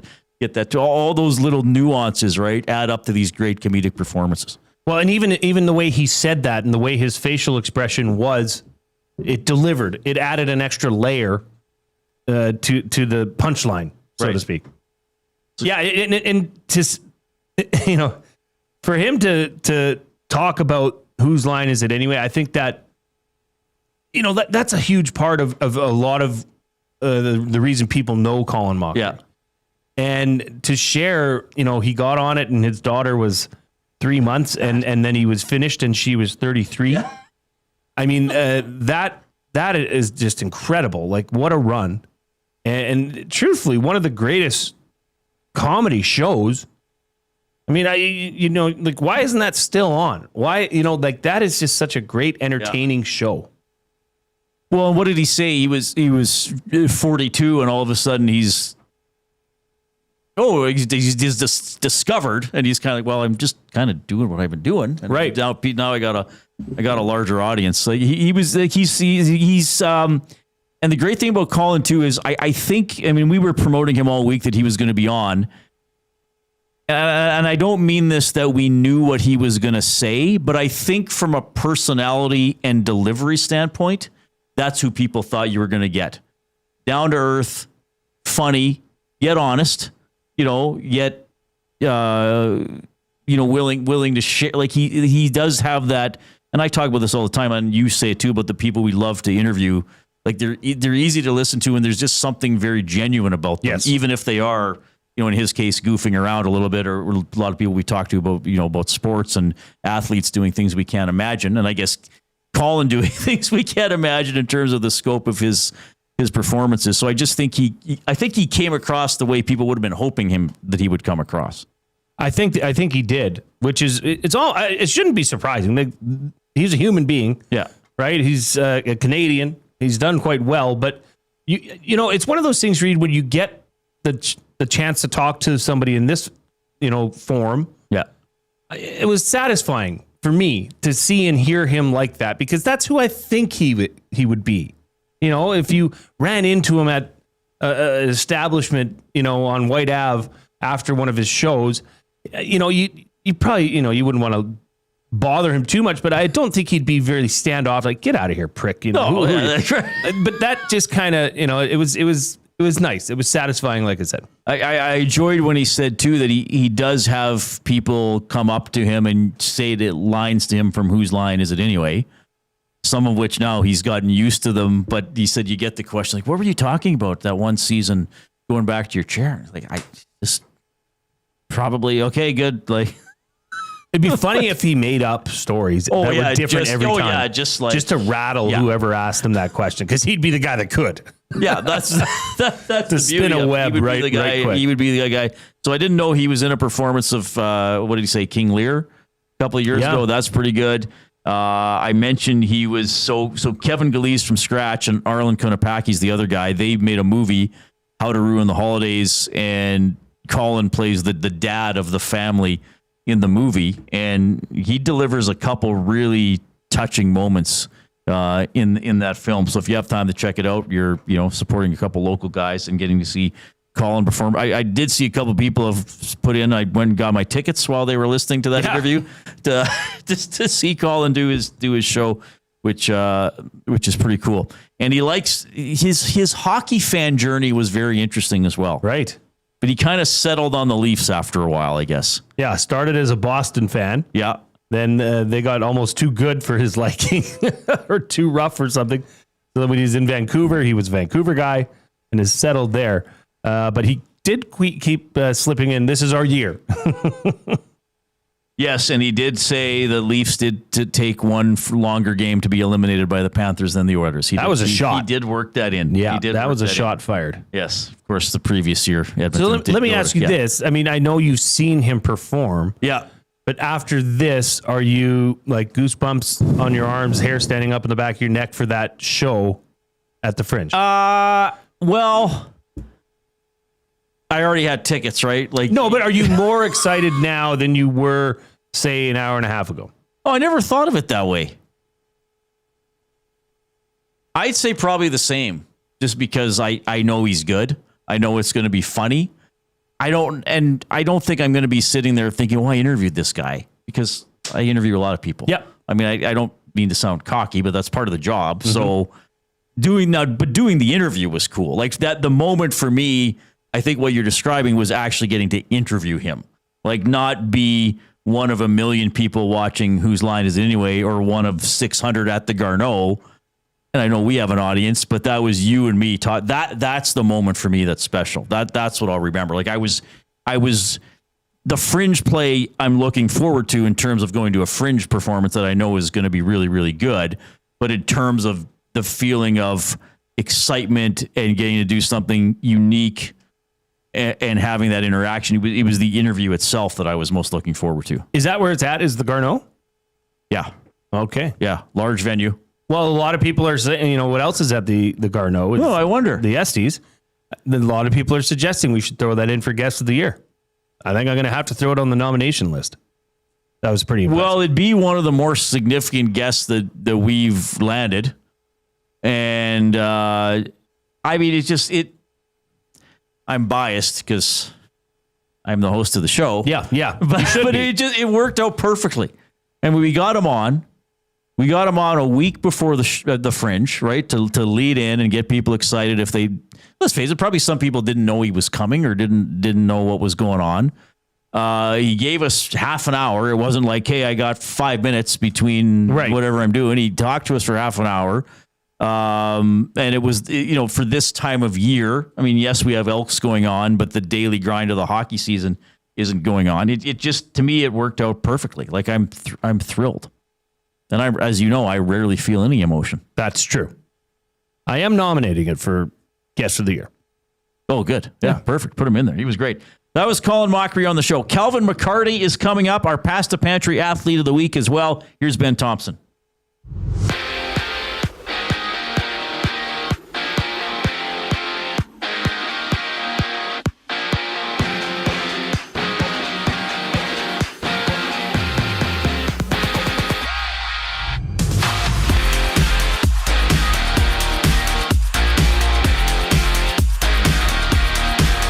The BC Lions battled the Hamilton Tiger Cats tonight. Hamilton is riding a 6-game win streak after taking down the Elks on Saturday. Rourke versus Mitchell gets going at 5:30. Ahead of tomorrow's game, the Elks and Alouettes have released their depth charts. No changes expected for Edmonton. At the FedEx St. Jude Championship, Akshay Bhatia leads at 8 under, while Canadian Taylor Pendrith sits tied for 27th at 2 under. In MLB action today, we have the White Sox and Mariners facing off as we speak. They're in the bottom of the 8th inning, tied 2-2. While the Reds versus Pirates gets going at 4:40 today, and Marlins versus Braves later on today. Kelvin McCarti joins the show following the break. I'm Ben Thompson, and you're up to date. The EST Hangout. I do have concerns with Dan Campbell. I love his riverboat gambling style of coaching in a way. One of these years it's going to cost. Would Dan Campbell have ran the ball with Marshawn Lynch on the 1-yard line in the Super Bowl that year? I don't know, because there's a great article in the Washington Post, though, that says Bill Belichick baited Pete Carroll to do that. It was actually a brilliant coaching move by Bill Belichick that forced Pete Carroll to throw that football. The EST Hangout, presented by Sentinel Storage. Weekday mornings 9 to 11, only on Edmonton Sports Talk. Your clear choice for Edmonton sports. Summer in Edmonton means 3 things: warm weather, long nights, and plenty of sports. From the lake to the links, you can boost your summer fun with hundreds of casino games, live betting on your favorite sports teams, and access to popular lotteries.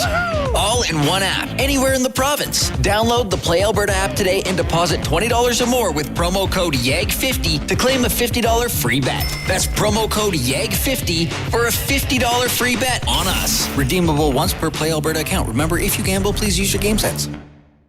Yeehaw! Yee Country Night is back. Celebrate all things country and western Friday, August 15th at 7 p.m. as your Edmonton Elks take on the Toronto Argos. Presented by Coconut Cowboy Rum, this game will feature the 3rd annual EE Bull Riding Competition. Country music all night long, plus a petting zoo and pony rides for the kids. This night is sure to be a blast, so giddy up and get your tickets now, starting at just $20 at goelks.com. You've always known GCL Diesel as the experts in diesel fuel systems, but did you know that GCL is also your source for turbochargers and turbo repair? As a turbo supplier for Garrett, Borg Warner, and Holset, GCL can provide genuine original equipment turbos at wholesale prices. Whether it's diesel, gas, natural gas, or performance, we can provide you with the turbo or custom repair you require. Turbo questions? We've got turbo answers. Visit us in the West End or online at gcldiesel.com. GCL Diesel, turbochargers, understood. Goodbye. You sure are going to miss them, but their room would make a great yoga studio. Store their childhood treasures safely with Sentinel Storage and find some space for you. Try 4 weeks free. SentinelStorage.ca.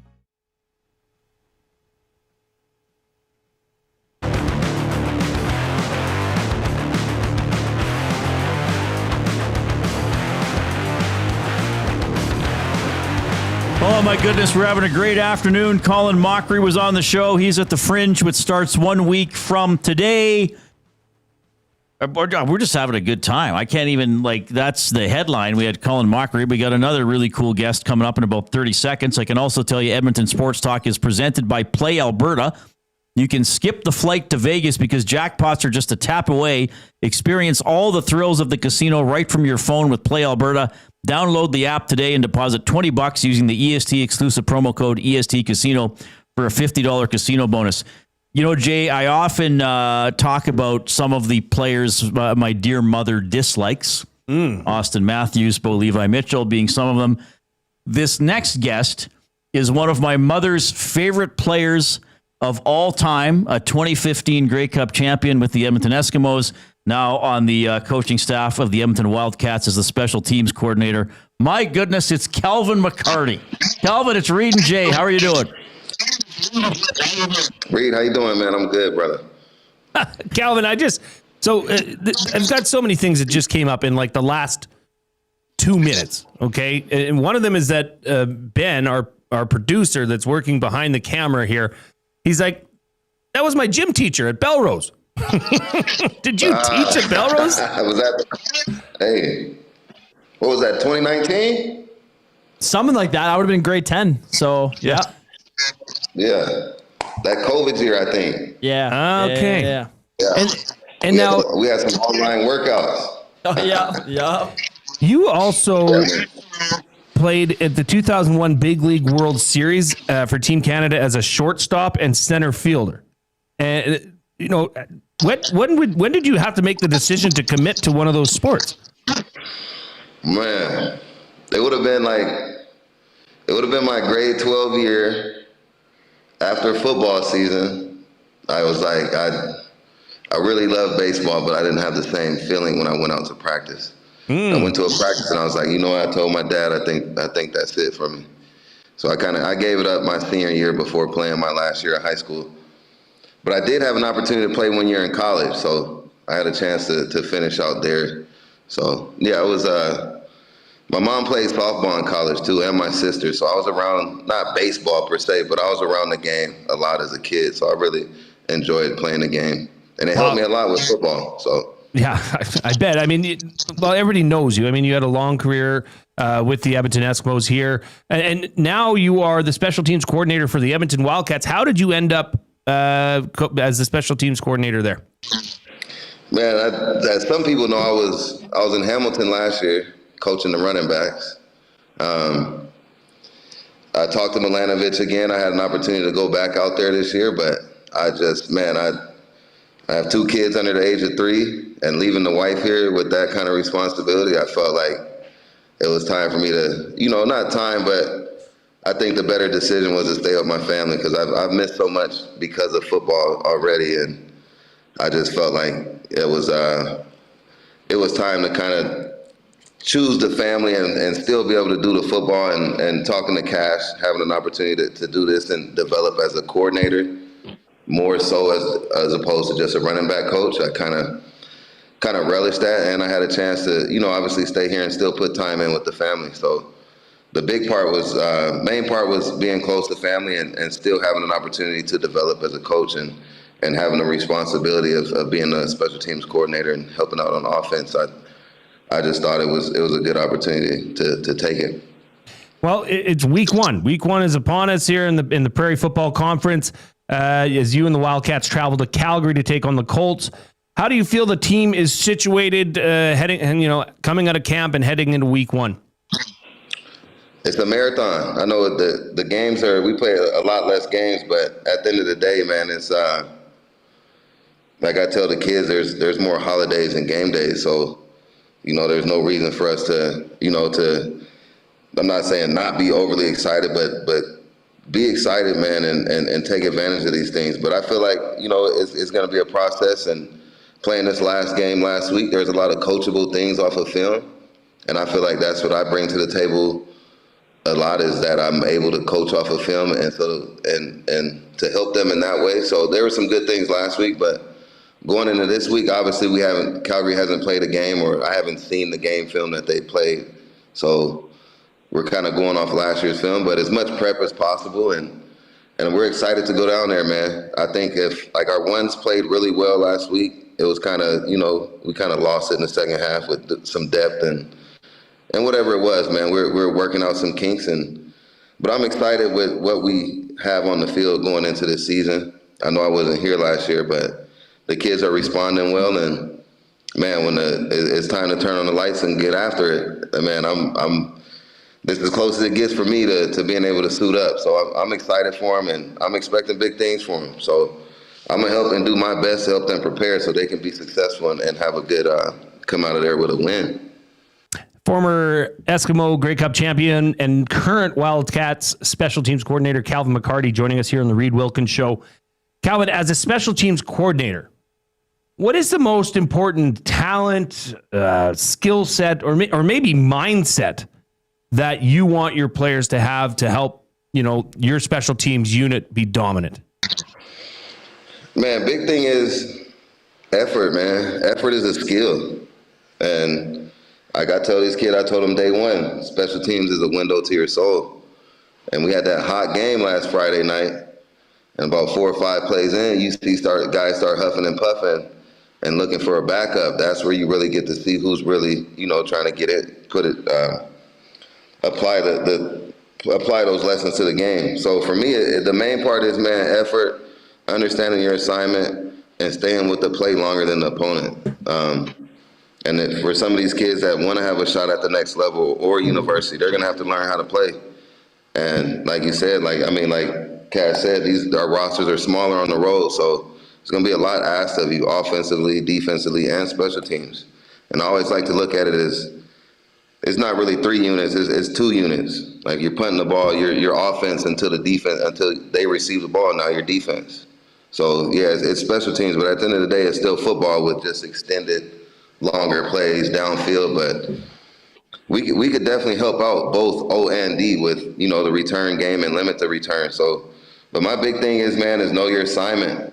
And if you lose your assignment, don't just stand there, go look for work. Stay with the play longer than the opponent and really just hone in on every play, because you never know which play is going to make the difference. And to the casual fan, sometimes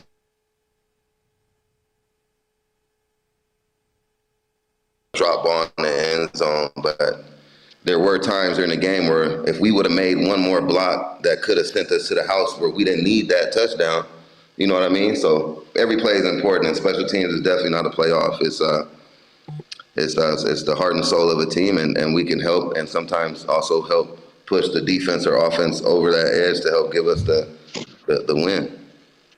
Kelvin, I love that answer, and then some of the phrases you used there. That was really cool. I mean, you're coaching now yourself. You've had a variety of head coaches and position coaches over your career. When you look at somebody who's coaching football, what's the blend that's needed between being a teacher and a strategist, right? Because so much is made of football, like, oh, they designed a play, but especially at the level you're doing it, there's still a lot of teaching going on. As I'm sure even as a veteran player, you were still learning and wanted to be taught by your coach. Did you not? No question. The big part is, your cup's never full, man. And that's what allowed me to play for so long myself was, there's always something that you can learn about. And I think at the end of the day, the players got to go out there and execute. And being a good teacher and helping them understand their assignment so they can play faster and execute better, I'd say it's probably 50-50. Nah, probably 75-25, because, they got to go out there and make the play. Sometimes teams might do something or they don't do something that you could help take advantage of. But if the players don't understand why we're doing it, then it's kind of, you're just talking, just blowing hot air. So really, I think they really do have to understand what's happening as a teacher. But being a player, as an ex-player, knowing those situations and knowing how you might feel and what would help me, being able to apply that to help them to understand better is, I try to leave that door open. And I don't have all the answers. And I tell the players, if you really have a question or why we do something, make sure you ask it. And there are no dumb questions, man. You might not understand it. Somebody else might be too scared to ask a question. I've been in meetings with those guys. What the heck was Coach talking about when he said this? They'll come ask me because they were scared to say it. So in our meeting, man, the floor is open. Don't feel afraid like there's any question too low or a question that's you feel is not a good question. Ask the damn question. My bad. Ask the question. Okay, well, I'm going to ask one more question. It's been 10 years since you were a Grey Cup champion. And, I mean, obviously 10 years since the Double E have won it and played in the game. I got to be careful here because I'm not saying, hey, Kelvin McCarti, explain why they've been bad the last 4 years. That's not on you. But there is a lot of talk about culture, having Morris, having Ed, now even Mark Killam, trying to sort of restore a winning culture or, a culture with accountability and all that kind of stuff. Like when you look back on, and obviously, Mike was kind of the face of that team in 2015, but that team had talent, but can you sort of explain how culture went into you guys going, 14-4 and winning the Grey Cup as well? Man, I like to think about it because 2 years prior to us winning that Grey Cup, we were 4-14. There was a lot of guys on that team that went through that wasn't getting the boot or wasn't looking over their shoulder like, oh, they're going to replace me. I just think having some continuity in place and having guys in those upper spots like Ed and Morris that really understand it. Obviously, we want them to be more successful sooner, but that's just not the way it is right now. But at the end of the day, I do feel like it's going in the right direction. And for these guys who have been through these tough times that are still here, to be able to rely on those times to be able to push through, I think will help them understand that. And having guys in those positions around the organization will also help them because like we had, Tucker, Gas. We had a lot of players that even Ed back then was, if you didn't understand something or like why we do things certain ways or where this came from or why you don't wear red during Calgary week or just little things. If you didn't have to ask, you didn't have to look too far outside the locker room. And if you were walking down the hallway, somebody probably played in that game and knew it. And if not, you probably ran into somebody close enough to the facility. Like I used to see Reid in there lifting back in the day. You always kind of ran into those people, man. So the tradition is there and all that stuff is there. But at the end of the day, man, I think we need to obviously, not the coach's cliche, trust the process, but man, just believe in it. And at the end of the day, when we were down 13-0 in that Grey Cup, we were 4-14. The next year we lost to Calgary, and then that next year, the Grey Cup year, we finally got over that hump. But being able to keep that continuity, man, I think is a big thing and grow together as a team and having people that's not switching or taking coaches in and out or moving too many moving pieces. So I think they're obviously on the right track. It's tough to say that with the record the way it is right now, but I believe in Ed and what Chris Morris is over there doing. So I think that they will be fine. Kelvin McCarti joining us here. And Kelvin, I just before I let you go, I'm not sure if you've heard yet, but going down to play Calgary at Leibel Field, it's a hostile place. I was involved with the Wildcats in recent years, and let's just say this: just keep your wits about you and your players, especially as your sideline is right beside the fans. They can be pretty bad down there. So go down there, kick some ass, and take some numbers, and get the dub for the good old Wildcats. Okay, Kelvin? Yes, sir, man. I appreciate that little coaching cue. I'm going to definitely let them know that in the meeting today, too. They're bad. They're bad. Awesome. They're bad. Watch yourselves. Yes. All right. Thank you so much for taking time before practice. This is Kelvin McCarti, Wildcat Special Teams Coordinator. Good luck this weekend in Calgary, Kelvin. Thank you. Right on. I love talking to Kelvin. I've been lucky enough to interview him for years. I remember when they landed back in Edmonton the day after winning the Grey Cup in 2015. I grabbed him off the plane. Well, I mean, they came through the terminal or whatever. I wasn't waiting right by the door of the plane.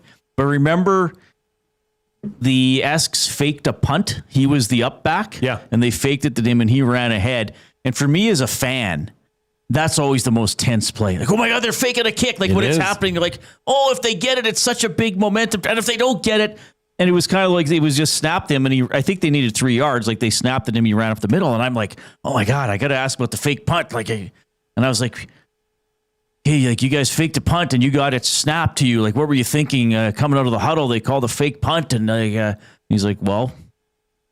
Like that was the play. I didn't really have a lot of time to think about it. We practiced it. It's like, yeah, it is different when you're on the field, right? It's like, supposed to get the yards, so I wasn't like too nervous about it. He's like, if I wouldn't have got it, it's like, hey, our defense would have come on the field and tried to stop them. But that's like the different experience, right? From somebody in the action who has rehearsed for that moment and can control it, as opposed to like me on my couch chewing my fingernails. Like, oh my God, they're faking a punt. Yeah, that's an interesting situation to be in, because and like you said, you don't have time to think about it or think about how you might screw it up. Yeah, you just do. It's like if somebody said to you, like, "Oh, Jay, what did you think when you defended that pass and knocked it down?" You'd probably Just be like, reacting, "Well, right? that's my job. I did it." But that's a true story about Calgary. Were they mean to you? Man, police showed up. Really? Yeah, and this didn't just happen to us. This has happened to the Huskies.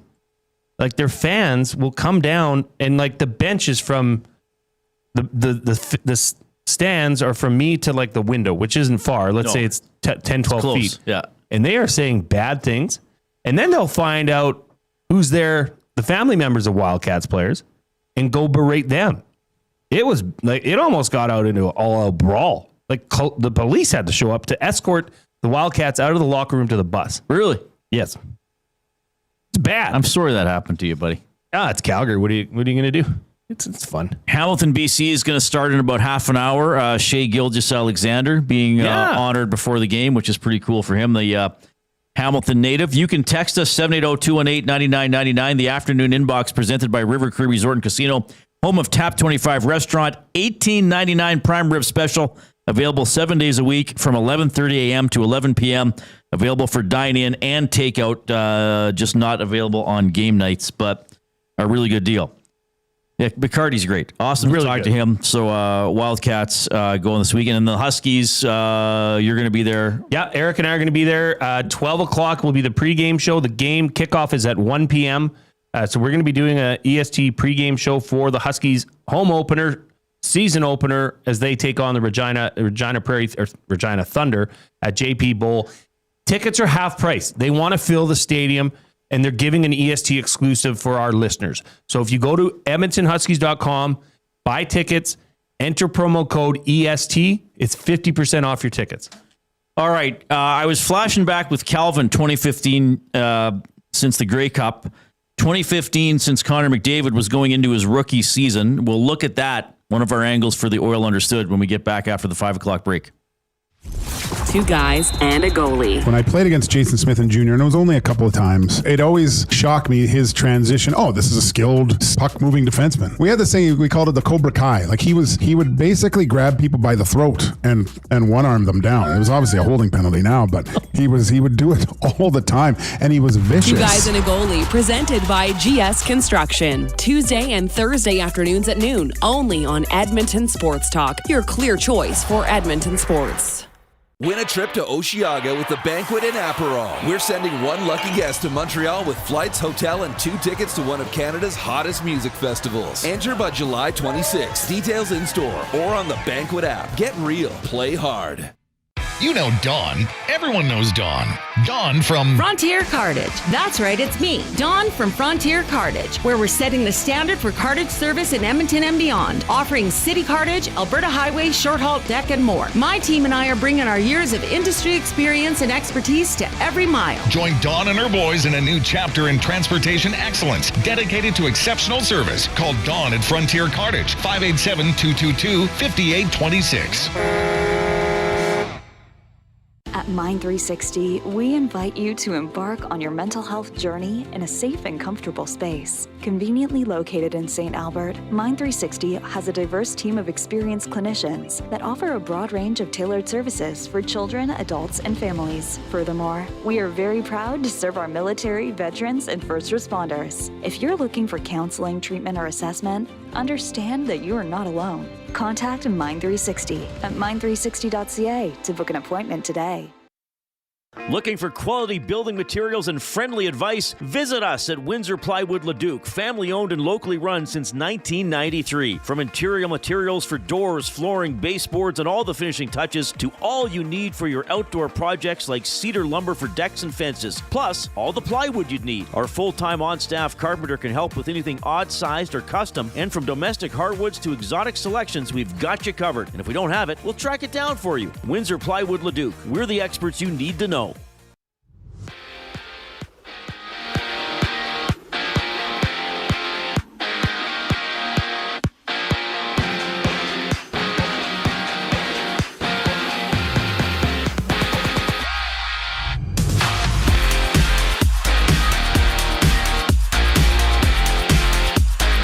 It's the BC Lions and the Hamilton Tiger Cats. Tonight, Hamilton's on a 6-game win streak after beating the Edmonton Elks last Saturday. Rourke and Mitchell face off in just about 25 minutes. Depth charts are out for tomorrow's game against of the Elks against the Alouettes game. No changes expected for Edmonton. At the FedEx St. Jude Championship, Akshay Bhatia leads at 8 under. Canadian Taylor Pedrick is tied for 27th at 2 under. And in the MLB, we have 2 games in action as we speak. The Mariners and the White Sox are on the top of the 10th inning, tied 2-2. And the Pirates and Reds are going at it right now. Pirates lead 3-0 over the Reds at the top of the second. Marlins and Braves play later on today. More Reid and Jay coming up to you right now with 10 Years of Connor. I'm Ben Thompson, and you're up to date.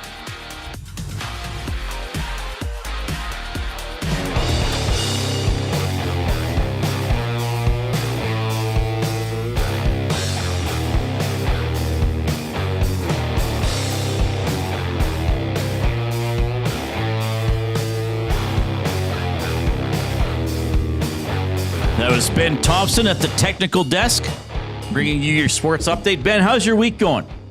Pretty good. It's been quite the change, but it's a lot of fun. Now, you've done morning shows all week, haven't you? Yeah, I did a week of morning shows. But do you read the updates on those shows? Eric does those. I did two shows. Dusty was gone for 2 shows. So. Would you like getting up early or working in the afternoon better?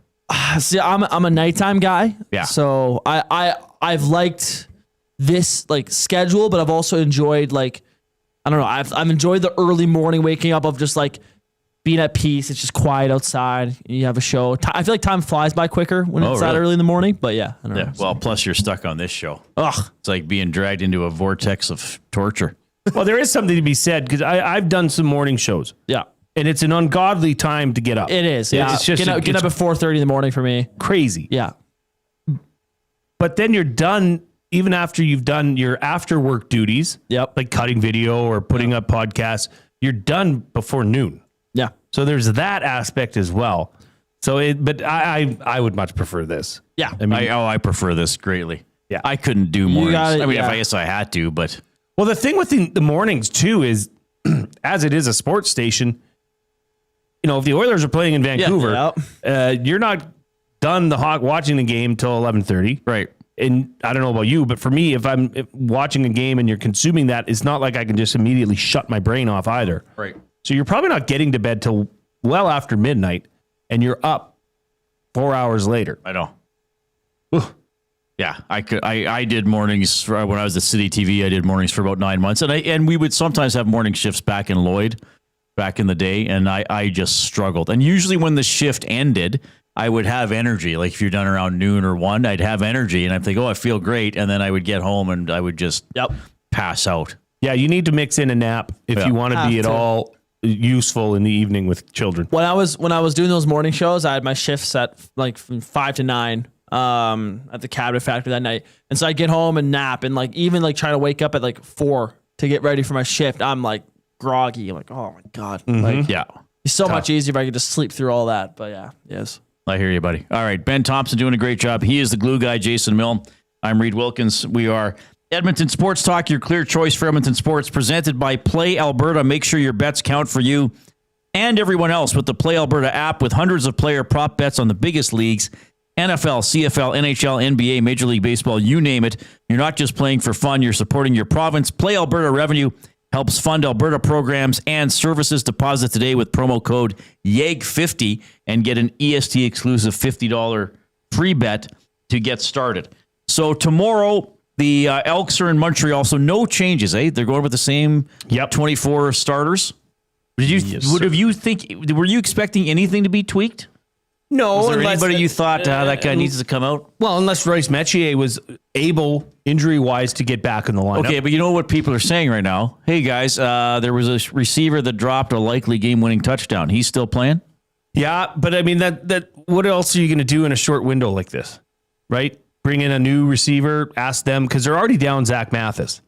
All right. So Benjamin Victor's already injected into the lineup. It's not like you have that much depth there to pull somebody off the practice roster, insert them in the number 1 team reps and say, go, play this game on Friday. Right.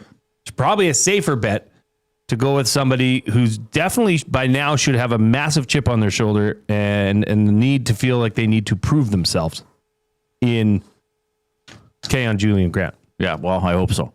So tomorrow, the Reid Wilkins show with Jay Milne is at the St. Albert Rugby Club as a lead into the What's the official start time for the Nasty Bash? Is it 6? It's 6 bells. 6 bells. So we'll go from 3 to 4:30. I'll get a break for an hour. Jay and Matthew Iwanek will do the Green and Gold kickoff show from 4:30 to 5:30. Jay and I will wrap up this show from 5:30 to 6, and then Iwanek and Milne on after the game against the Alouettes for the Green and Gold post-game show. We have the Oil Understood presented by GCL Diesel, providers of the best diesel engine components around. From turbochargers to injectors, fuel pumps to sensors, they are the critical engine component experts. Proud to serve Edmonton and Northern Alberta for over 50 years.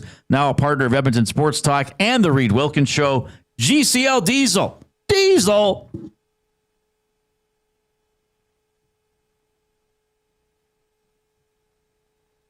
Understood. Okay. So, the summer of 2015. Magical summer. 10 years. The summer of my awakening. I remember I had many books to bind that summer. It appeared to be one last rush. Wedding albums, collections of memories, other things that I'm sure brought a tear to the eye of their owners. But I not had the time to peruse the contents I was binding away. By daylight, even by candlelight, Jason Milne. If only I'd known how you would one day be such an important part of my life. Me, the bookbinder of Alberta, the last one. Anyway, in the summer of 2015, what were Oilers fans talking about? Connor McDavid. Connor McDavid was going into his rookie season. So they wound up not having a very good rookie season. So quiz for Jay. And not to embarrass you. Okay. I have in front of me the box score on hockeyreference.com of Connor McDavid's first game in the NHL, October 8th, 2015, a 3-1 loss on the road against the St. Louis Blues. Name some Oilers who played in that game. Oh, God. Besides McDavid. Nuge. Nugent Hopkins was -3.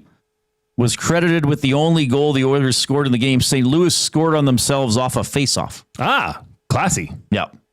I guess they wouldn't have given. He should have got a plus for that, though. You're still on the ice for a goal. That would still Maybe it was a power play goal. Like Hall and Eberle were around. Hall was on the team. Yeah, played in that game. Played 1843. Jordan Eberle was on that team and I believe injured to start that season because he is not on the game sheet. Darnell Nurse. Darnell Nurse. Not in that game, oddly enough. Huh. But he would have been on the team. Yeah, you've done pretty well. Just trying to think of who were some of the older players on that team. Benny, do you remember any? Was Patrick Maroon there? I was going to say. No, Maroon was not there yet. He was acquired at the trade deadline that year. Was Matt Hendricks? Matt Hendricks was on that team. Who was the other guy? Was Mark Fane still there? Mark Fane was there, baby. Well, he's hitting it here because he's played all those video games. Teddy Purcell. Teddy Purcell was there. One. Teddy Purcell was there. Yeah. Was Hall named? Yeah, Hall. You named Hall. Who are some of the other defenders? Nurse must have been hurt to start that season too. Mark Benoit Pouliot, the forward. Yeah, he was there. Yeah, he was on the team. Sekera was signed the year after. No, right? Sekera was there. Oh, okay, that was Marc-Andre Bergeron. He was gone. He was gone. There's a guy you've interviewed who was on this team. Ooh. It was also his first game as an Oiler. He was signed in the summer. I interviewed him myself while we were away, but the first time he was on the show. Was Clef there? Oscar Klefbom was there, played 20 minutes and 40 seconds. Nice. Well, Leon had to be there. Nope. Leon was not in that game.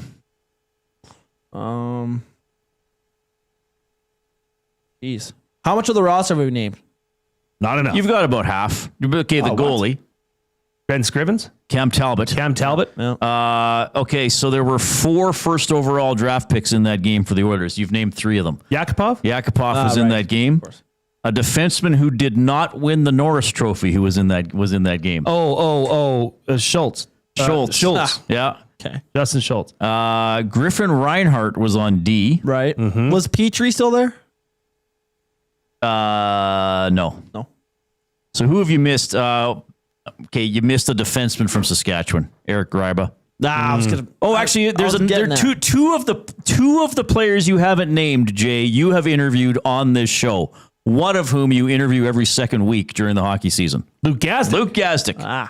Yes. The other one's now a coach in the American Hockey League. Letestu, yes. Oh my gosh. I think we got the whole team. Yeah, Griffin Reinhart from the Wilkins. Not bad. You guys did pretty good. I mean, you remembered the big ones. It was good getting Sekera. Yeah. I think Benny pulled Sekera. I mean, Benny pulled Fane, which was pretty good. That's a big one. So you guys did pretty good. Not a great roster. I guess there were some high hopes for some guys, but then they did make the playoffs next season.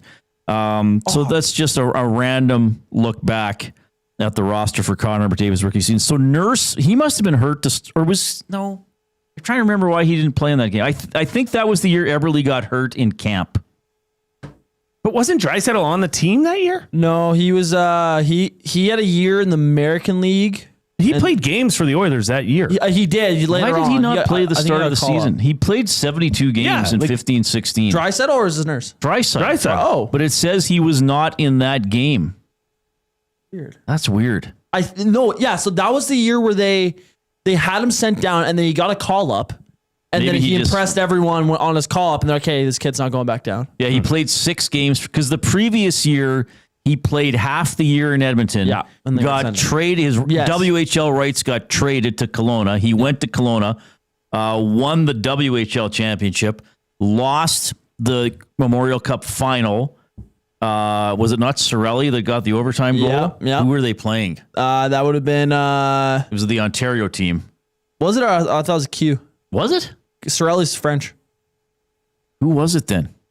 Anyway, so he started with Edmonton, had only 9 points in 37 games, finished in WHL, played 6 games with Bakersfield in 15-16, then had 51 points in 72 games as an Oiler, and then in 16-17, when they broke the playoff drought, that's when he really broke out with 77 points in 82 games. Yeah. That's when Maroon was on the team.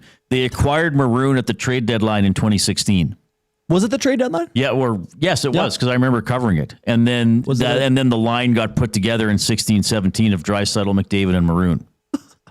See, Draisaitl was there in 2014-15. Yeah, that's what we're saying. Okay, that was he started. Yes. Then got sent back to junior once his rights got moved to Kelowna because PA had them, right? And both he and Morrissey got traded to Kelowna, I believe. I think both of their rights got traded to Kelowna. Anton Lander was there. Lander was on that team? I was going to ask you if Tyler Pitlick was there. No, not for that game. He was there the year before. I'm just going off the roster against St. Oh, yeah, I missed Lander played in that. Oh, and Korpikoski, who had a hat trick against the Rangers that year. Yeah. Was that the New Year's Eve game? It might have been. It was like a 7-5 game, I think. Korpikoski got an empty netter for the hat trick. Was that the year Cassian? When did Cassian come into that? Cassian came. Yes, he did come that year because he was still a year in the old building, which this was the final year in the old building. Okay, so they traded. It was Scrivens that they traded for Cassian, I believe. Oh, sorry, I was wrong about Sorelli. Sorelli was on Oshawa. Oshawa, right? He's not French. All right, so that's who won the Memorial Cup in 15. Yeah. Okay. All right. Shorter list. Name the 5 head coaches Connor McDavid has had in the NHL. Well, Knobloch. Yeah. Then it would have been. This is you. McClellan was the first one. Yeah. Yeah. Then it would have been. Don't forget a brief stint. That's who he's thinking of. No, the Eyes guy. No Eyes guy. No Eyes. They play about his song. No, he didn't have Aikens. He didn't have Aikens. He didn't have Dallas Aikens? No, he didn't have Aikens. Okay. Yeah. Woodcroft. Yeah. And then, who is the older fella, the gruff fella? Ken Hitchcock. No, that's not who I'm thinking. Oh, Hitchcock's the right answer. You're missing the guy between Hitchcock and Woodcroft. So when McClellan, Hitchcock for 62 games, then this guy, then Woodcroft, then Knobloch. I can see his face. Yeah, I know. I just can't place him. Dave Tippett. Dave Tippett. There you go. Yeah. So who do you think has the best points percentage as an Oilers coach amongst those guys? Woodcroft. Yeah. Or Knobloch. Knobloch. Yeah. Knobloch's a 656. Woodcroft's a 643. Here's the crazy thing. In Oilers history, in terms of playoff games coached, and playoff games won, Chris Knobloch is already second. In Oilers history? Sather coached 127 playoff games. Knobloch has coached 47. Muckler coached 40. Now, Muckler was on the staff for all those, but as the head coach, Sather was the coach for 89 playoff wins. Knobloch already has 29 playoff wins.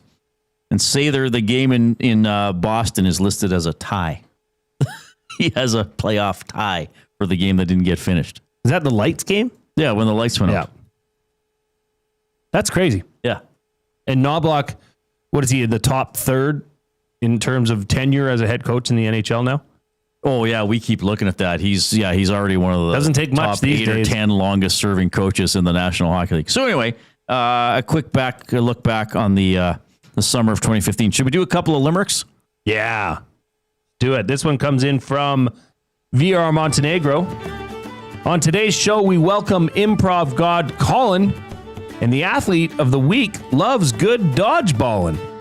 Maybe we will see Smash Smash at the nastiest Bash Bash. If I was a bear, I'd be dumb tourist mauling. Well done, VR. And this one comes in from Bronco Nick. Bird draft on EST had controversy. Who's the winner? We'll see. Tommy was shocked. Then he squawked. Relegation? There might be 3. Oh, that's pretty good. Well, I'm getting relegated. You may or may not. No, I'm getting relegated. Well, don't worry about it. I'm not. Trust me. Okay. How did I'm the getting draft relegated. go for you? Pretty good? I thought I put together a strong unit.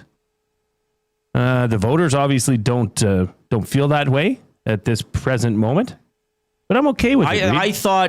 I thought my opinion was Dusty edged you out for the best draft. But isn't Eric? Well, I guess we can't say. We're not supposed to say which team is which. Well, if you watched it, you know. Yeah, Eric's doing well. Dusty's doing well. I'm doing poor. What pick were you the most proud of? Are you the most proud of? The Eagles in the open category. The band, the Eagles. The band, yeah, the that's Eagles. smart. Or Robin famous Williams band. as famous person with the bird name. Oh, that's a good one. I thought that was quite witty.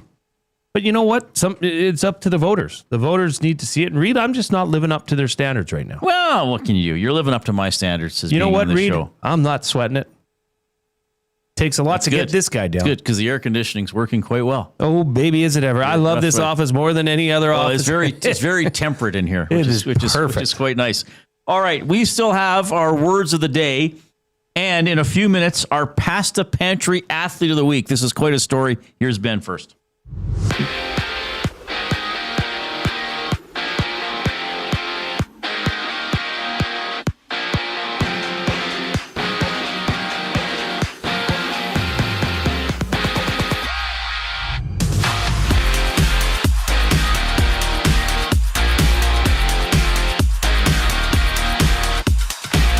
It's game day for the BC Lions and Hamilton Tiger Cats. Hamilton comes in hot with 6 straight wins, including last week's victory over the Elks. Rourke and Mitchell go toe-to-toe in just 5 minutes. Looking ahead, depth charts are out for the Elks and Alouettes. No changes expected for Edmonton. At the FedEx St. Jude Championship, Akshay Bhatia leads at 8 under. Canada's Taylor Pendrith sits tied for 27th at 2 under. In the MLB, we have games going on right now as the Mariners and the White Sox are in the bottom of the 10th inning, tied 3-3. The Reds and Pirates are in the middle of the 3rd inning. Pirates up 3-0. And the bottom of the 1st for the Braves and the Marlins and their game in the MLB. More of Reid and Jay on the other side of break. I'm Ben Thompson. You're up to date. The Oil Stream. Who are the top 5 Oilers captains in franchise history? Moose number 1. Moose ahead of Gretz? Yes. Okay, who's number 2? Wayne? It's got to be Wayne. Where do you go from here? Well, let's go through Bucky. Yes. Shane Corson. Doug Wade. Where does McDavid stack up in all of this? I think he's pretty high up on the list. The Oil Stream, presented by Boston Pizza. Monday, Wednesday, and Friday afternoons at noon. Only on Edmonton Sports Talk. Your clear choice for Edmonton sports.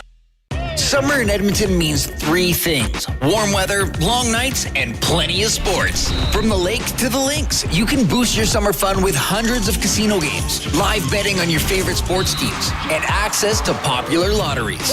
All in one app, anywhere in the province. Download the Play Alberta app today and deposit $20 or more with promo code YEG50 to claim a $50 free bet. That's promo code YEG50 for a $50 free bet on us. Redeemable once per Play Alberta account. Remember, if you gamble, please use your game sense. Avocado and feta dip, passion fruit cheesecake, and cocktails that taste like summer in a glass. Try the new feature menu at The Banquet. Refreshing, craveable, and made for sunny days. The Banquet. Get real. Play hard. Your home for live music and great performances is the River Cree Resort and Casino. Don't miss award-winning platinum country artist Jake Owen at the River Cree Resort and Casino, August 15th. Get your tickets at rivercreeresort.com. River Cree Resort and Casino. Excitement? Bet on it.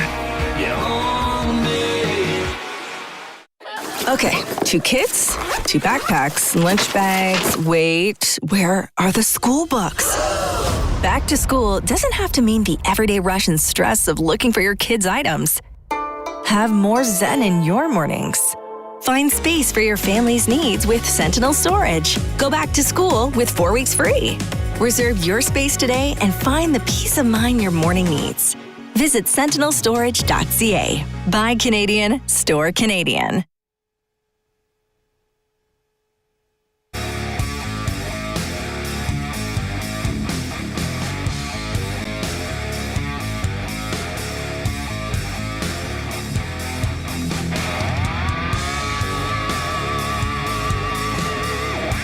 Oh, good afternoon. Elks game tomorrow. Nasty Bash tomorrow. We had Colin Mochrie on the show today. Bird draft on the hangout this morning. What isn't exciting in relation to Edmonton Sports Talk?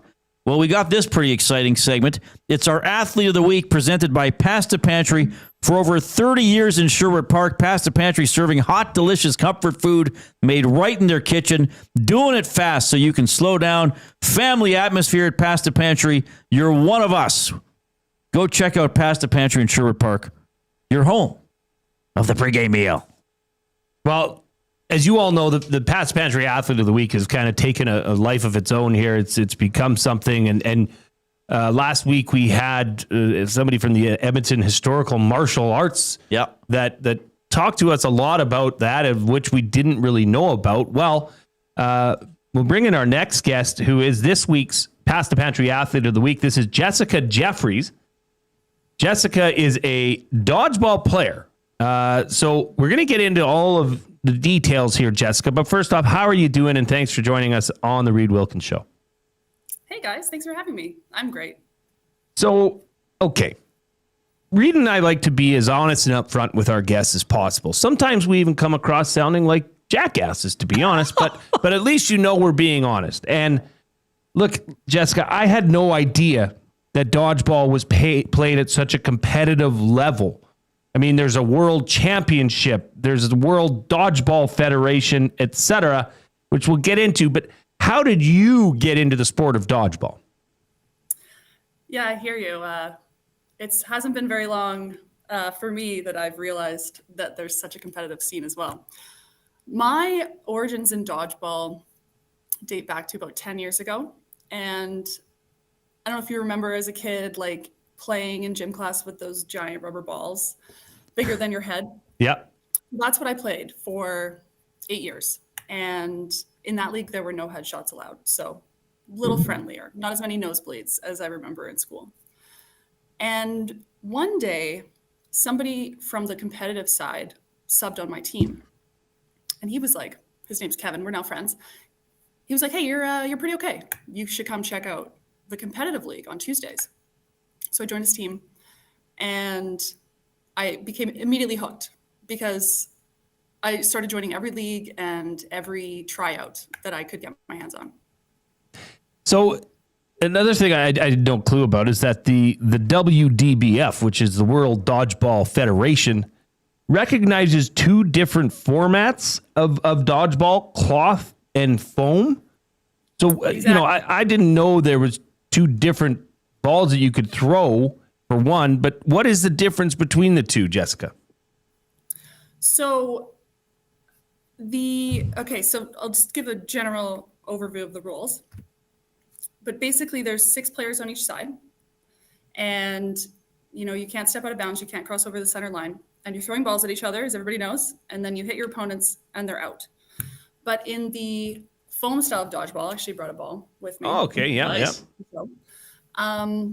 In this style, there's 6 balls, and there's something called a burden, which transfers back and forth from team to team, which tells which team is on offense and who needs to throw within 10 seconds. And with foam, you have to get every single player on the other side out. And with the cloth style, the ball is slightly larger, harder to throw, actually quite hard to get a grip on. It's like throwing a volleyball. It's pretty tough. In that, there's 3-minute sets. So it's whichever team has more players after 3 minutes, they get a point. And then over the 40-minute match, whoever has more points wins. So which hurts more to receive a headshot with? Definitely cloth, but rubber, if that's still in the picture, that one hurts the most. Those are those rubber balls that you'd use. So headshots are totally legal. Totally legal, encouraged even. There's a saying in TC, Team Canada, faces and laces, and that is where you're aiming. Oh, nice. Well, speaking of Team Canada, I mean, this is why you're the Past the Pantry Athlete of the Week, is you represented Team Canada for the 2024 Women's Cloth Dodgeball Championship in Graz, Austria. First of all, what was the selection process like for that, and how did Team Canada fare at those 2024 Worlds? Good question. Okay, so starting off with the selection process, at that point, I had only been involved in competitive dodgeball for about 6 months. So when the tryout combine came around, as a reasonable person, I had actually signed up to volunteer. I was like, I will watch, I will learn, and I will assist. And then a friend of mine, Mel, during the tryout, talked to the coaches and was hyping me up and was telling them, like, you got to convince her to try out. She's great, you're missing out. I didn't know this until the coaches came over and told me that I was now trying out. And I honestly don't remember the combine. It was a blur. But the thing about the balls is they are very hard to throw. And what I lacked in experience and skill, I actually made up for with my giant hands. So the fact that I'm 6 feet tall and have huge hands and can throw the ball apparently mattered more than actually having, strategy or high level skill. They were like, we can teach her that. We have 11 months. Okay, so what's your athletic history then? If you're tall and got big hands, like what other sports did you play or excel at? I feel like I missed out growing up. I should have done more. I've played a bit of ball, volleyball, grade 6, and then long distance running.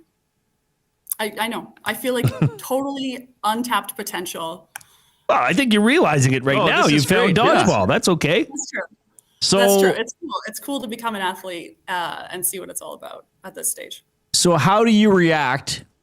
Like, do you react with frustration or patience if you meet a new friend or coworker or whatever, and you're like, yeah, I actually play competitive dodgeball, and they're like, oh, like Vince Vaughn. Like, how do you deal with that over and over again? If you could dodge a wrench, you could dodge a ball. Yeah. I'm pretty patient. I'm pretty low key about the whole dodgeball thing. So I'm okay with it. I'm pretty good at faking a laugh as well, so I can get by. Oh, good. But that does come up. Actually, at Worlds, there was apparently a scout for dodgeball too. So I don't know. if a sequel's in the works. Oh, like a movie dodgeball too. Like a movie scout, yeah. Like come in, I don't know, like learn about the sport and You might become a movie star, Jessica. anything's possible. So let me ask you this. Are there positions on the court? Like, you know, when it's a basketball court, there's the point guard down to the post at 5. Are there strikers and defenders, or how does that work? Yeah, good question. Yes, absolutely. So the court is usually lined up with 2 wings or guards on the outside, depending on where you're from. People have different names. And so these people will always be given a ball if there are balls on our side. So their job is to defend their teammates. You want to put the fear into the other team that when they throw their balls, you're just going to light them up. And so it's a bit of an interesting combination of offense and defense because you're like, I feel like I'm a bit of an actor sometimes on the court, you know, like I'm threatening. I'm like, I'm going to throw this. I'm going to throw it now. And you're trying to get the other side to flinch and miss their throw. And then you might actually ultimately run them down and gun them down at that point after they release. Okay, that's awesome. If you don't mind me asking, are there any financial benefits of playing dodgeball at the level at which you play it? That's a great question. It's very much self-funded. I'm very lucky to, have a supportive husband who is cool with me spending the amount of money I do on this hobby. He's got hobbies too, but I'm pretty sure the travel involved outstripes his. Is his name by chance Christopher? Boy, Yes, Christopher. No, he's in the chat. He's flirting with you in the nasty chat. Yeah, he's saying some things. Oh, well. You might have to rewatch this with the. I knew it would distract me.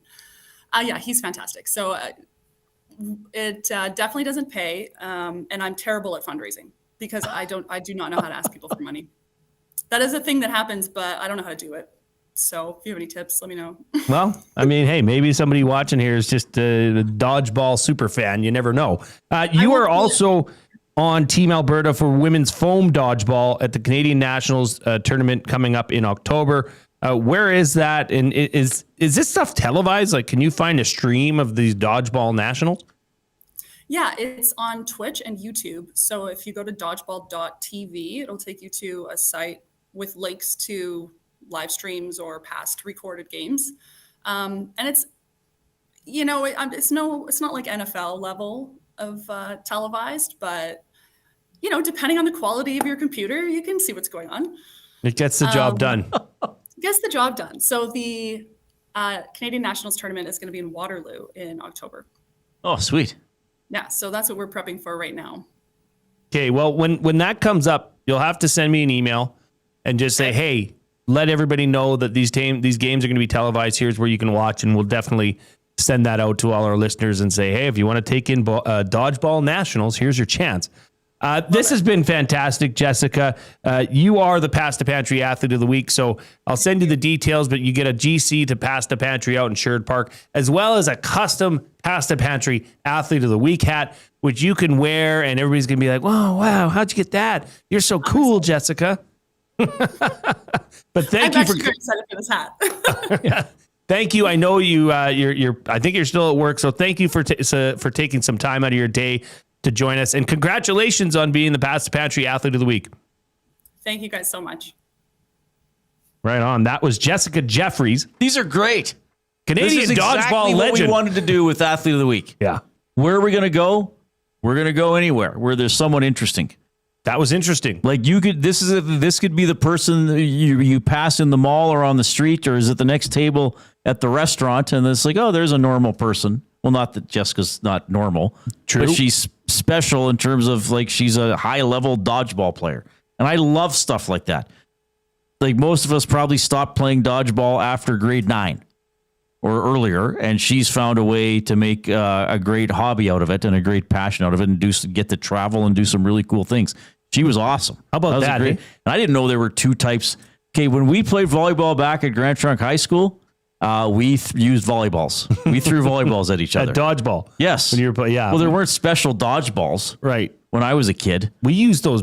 They never ones made it you to referenced Evansburg. earlier. Those heavier rubber balls. No, we used volleyballs. You were hardcore. Yeah. I'm surprised we didn't use shot puts. Was that something you used back in the day at Evansburg or Grand Trunk?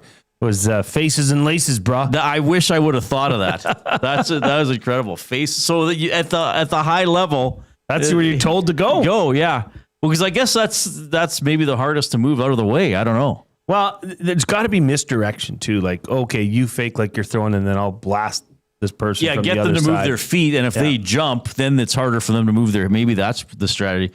That was really cool. Pasta Pantry, so glad they're on board with Athlete of the Week. They were a taste of Edmonton. The pasticcio was great. The meatballs were great. The meatballs with the crostini were so good. Yeah, you raved about crostini those. soaked up some of the sauce. Excellent stuff. Well, and Jessica's just great. Yeah, just so you know, if you know somebody like Jessica or young, old, it doesn't matter. They're all eligible. So send in your nominations to jay@edmontonsportstalk.com or go to our website. Scroll to the bottom. There's a contact us page. Just reference Athlete of the Week and it'll get to me. Keep the nominations coming in. I'm enjoying a cup of water, Jay. Yeah. Is this a comedically small cup of water? It is. For your small little thirst. Yes, I'm just slightly thirsty. And with that, BC gets on the board first, 3-0 over Hamilton early in the first quarter. In the hammer. In the hammer. And the Elks are in the trawl tomorrow. The trawl. The island. They're on the island. They're on the island of Montreal. Hey, give us a thumbs up, by the way, if you are on YouTube, or share the show with other people. We're almost at 100. Let's see if we can get there. Click, click, click. Must you click? Please, please click. Must you click? You must click. Thumb, thumb, thumb. Here's Ben Thompson.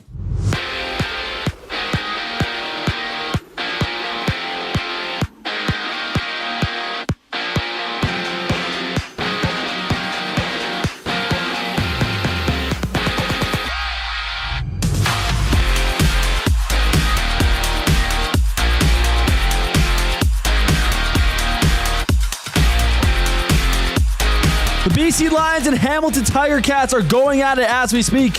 Hamilton is rolling to this game with 6 straight wins after taking down the Elks last weekend. Rourke and Mitchell go at it as BC goes up 3-0. As we speak, the Elks and Alouettes have released their depth charts for tomorrow. No changes expected for Edmonton. At the FedEx St. Jude Championship, Akshay Bhatia leads at 8 under, while Canadian Taylor Pendrith is tied for 27th at 2 under. We have Major League Baseball action with us as the Mariners defeat the White Sox. After that went extra innings, Pirates and Reds are in the top of the fourth. The Pirates leading 3-0. And the Marylands versus the Braves. Marylands are up 3-2 at the top of the second. Final segment of the Reid Wilkins Show. At the end of this break, I'm Ben Thompson, and you're up to date.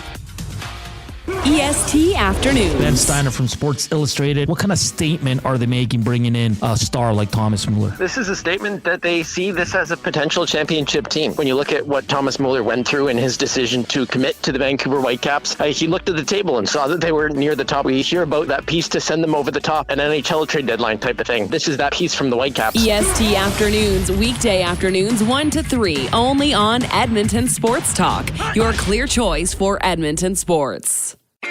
Your brand deserves more than just a whisper, it deserves a buzz. At the Hive Product Marketing, they specialize in promotional products that bring the buzz. From eye-catching giveaways to unforgettable keepsakes, they got the perfect products to make your brand stand out and get noticed. Visit the Hive Product Marketing and let them create the buzz your business deserves. The Hive Product Marketing, the official merch partner of Edmonton Sports Talk. Visit them online at thehiveproductmarketing.com.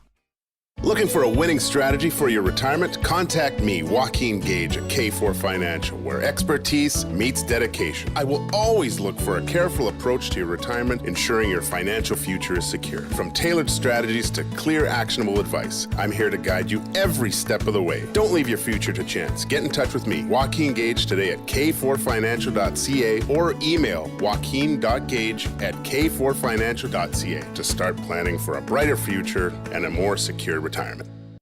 Hi there. If you're like me, you like to picture yourself in luxury, even though there's absolutely no way you could afford it. And if you can, well, even better. Thankfully, I picture myself in something that is luxury, but still absolutely affordable, like the all-new Mazda CX-90 from Park Mazda. With the new luxury features like facial recognition settings and quilted detail Napa leather seating, I can pretend to be comfortable with all of my proper settings activated without even touching a button, thanks to Mitch Lewicki and the great staff at Park Mazda. I like to picture Mitch Lewicki as a ninja fighting off evil samurai. Park Mazda, your dealer for life in Sherwood Park off Y Road, parkmazda.ca.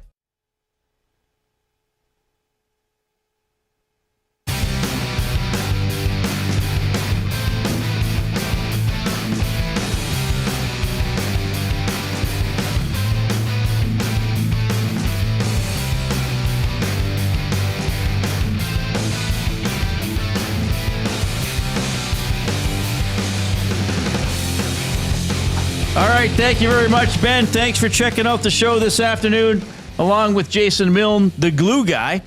I'm Reid Wilkins on Edmonton Sports Talk, your clear choice for Edmonton sports, presented by Play Alberta. Why limit your choices when you can have it all? Play Alberta, your go-to app for casino games, sports betting, and lottery, all in one place. With easy access to real money games, you can enjoy everything Alberta has to offer right at your fingertips. Download Play Alberta now and start playing today. What was your play of the day again? Jay's play of the day? Bo Levi Mitchell, 2+ passing touchdowns and 250+ passing yards. Okay, so now the game has started, though. People can't wager on this. It's over. But your wager that you and Matt came up with, that's already live on playalberta.ca? Yeah, it's a big one. That is a big one. So it's for tomorrow. It's Elks +3.5, 48+ total points, Fajardo 275+ passing yards, and Rankin 50+ rushing yards. Boosted. Listen to this number. +1395. I mean, that's a big number. That is big. That's a big number. I'll also tell you, we are in the banquet studio. Strike up some fun at the banquet bar, bowling, drinks, and a great time with friends. Get real, play hard at the banquet. So 3-0 Lions leading the Tiger Cats. Lions got an opening possession field goal. Hamilton punted. BC starting deep in their own end. Only 4.5 minutes in the game, so a lot of football still to come. There. This is. We were talking earlier. First of all, and this just goes like I think this has been a great CFL season so far. Mm-hmm. I think it's I think coming out of the pandemic, or I guess the canceled season. I didn't think the 2021 season was great. I think the Grey Cup was good that year. But I felt the offenses really suffered from the missed season. And maybe the quality of the quarterbacks around the league wasn't that great. I think this has been a really good year for the league. And I look at this, it's say 6-2 Hamilton, 3-5 BC. But BC's got a shot. I mean, I think the Elks got a shot tomorrow in Montreal, though I think they still should be the underdogs. Saskatchewan's a great story, like it or not. I always got to troll Rider fans just a little bit. So, but you think that I am overestimating the Alouettes, and that I have been, because I've spoken not so much on the show, I think, but when we talk about the CFL off air, I've always been like Alouettes. Is that my Justin Lawrence glasses on? Probably. Well, and then. I think they're a really good team, but it just shows you how much a team can struggle without a quarterback that's a true number one quarterback in the CFL. Right. This match that's going on in Montreal, Victoria Mboko has forced the third set in that tennis match, the Canadian, who's taking on Osaka. So just a couple people were asking about that. So here's a question for Canadian tennis fans. Was it Bianca Andreescu shoots onto the scene, right? Did she not win the U.S. Open? Then Leylah Fernandez bursts onto the scene, right? Have either of those two lived up to their early career hype? It would seem not. From what I follow, I would say so. I think Andreescu has had injury issues, if I believe. But I know we have some people who post about tennis, so that's my question: Have Andreescu and Fernandez lived up to the hype when they? Because didn't Leylah go to the Wimbledon final? I'm trying to remember now. Things are all a blur after. Yeah, a while. I lose track of the tennis. Andreescu, I'm pretty sure, won the U.S. Open. I remember driving, I think, to an Oilers preseason game and where the kids, the Oilers rookies games were playing the Flames rookies in Red Deer, and I was driving to it. Anyway. Mikey said, wow, great interview. Good information on dodgeball on this nasty bash eve. This has been a great show. We had Colin Mochrie on the show, Kelvin McCarti. We've bantered. We've had joy. It's a great week, and tomorrow's even going to be better. I mean, it's the nasty bash. This is one of the EST majors. You can text the afternoon inbox 780-218-9999, presented by River Cree Resort and Casino. Happy hour featuring $5.25 drinks, available Sunday to Thursday, 9 a.m. until 7 p.m. All right, let's see if I can end on a happy note. The word of the day with Reid and Jay. Oh, I'm sorry. Did I break your concentration? What do they got to say? Say what again? Say what again? I dare you. Let's find out. English, do you speak it? Big Uke says Fernandez has been the closest to living up to the hype. She just won an event recently. Fair enough. Okay, good to know. First word of the day, adjudicate. Oh, we're doing it right now. As opposed to when? I guess that's what the intro meant. That's what the music plays in for. Adjudicate. Adjudicate. ADJUDICATE. Adjudicate. And this means to sort of like to basically to judge or to make a decision that a judge would make.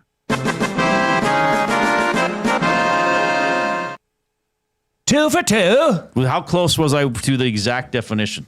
Well, it says adjudicate is also used to mean to act as a judge. Okay, so simple. I kept it simple and I got it. 2 for 2 right out of the gate. 40, love. 140. That's the darts guy. What would you be at right now? What's when you shoot a 320, triple 20? That's 180 is the perfect so term. you're at like 120. You're throwing your second dart. Okay. Second word of the day, guffaw. I just had to finish my water. Your oddly small glass of water. Guffaw. Great word. Guffaw. And a guffaw is a form of laughter. I believe it is sort of a...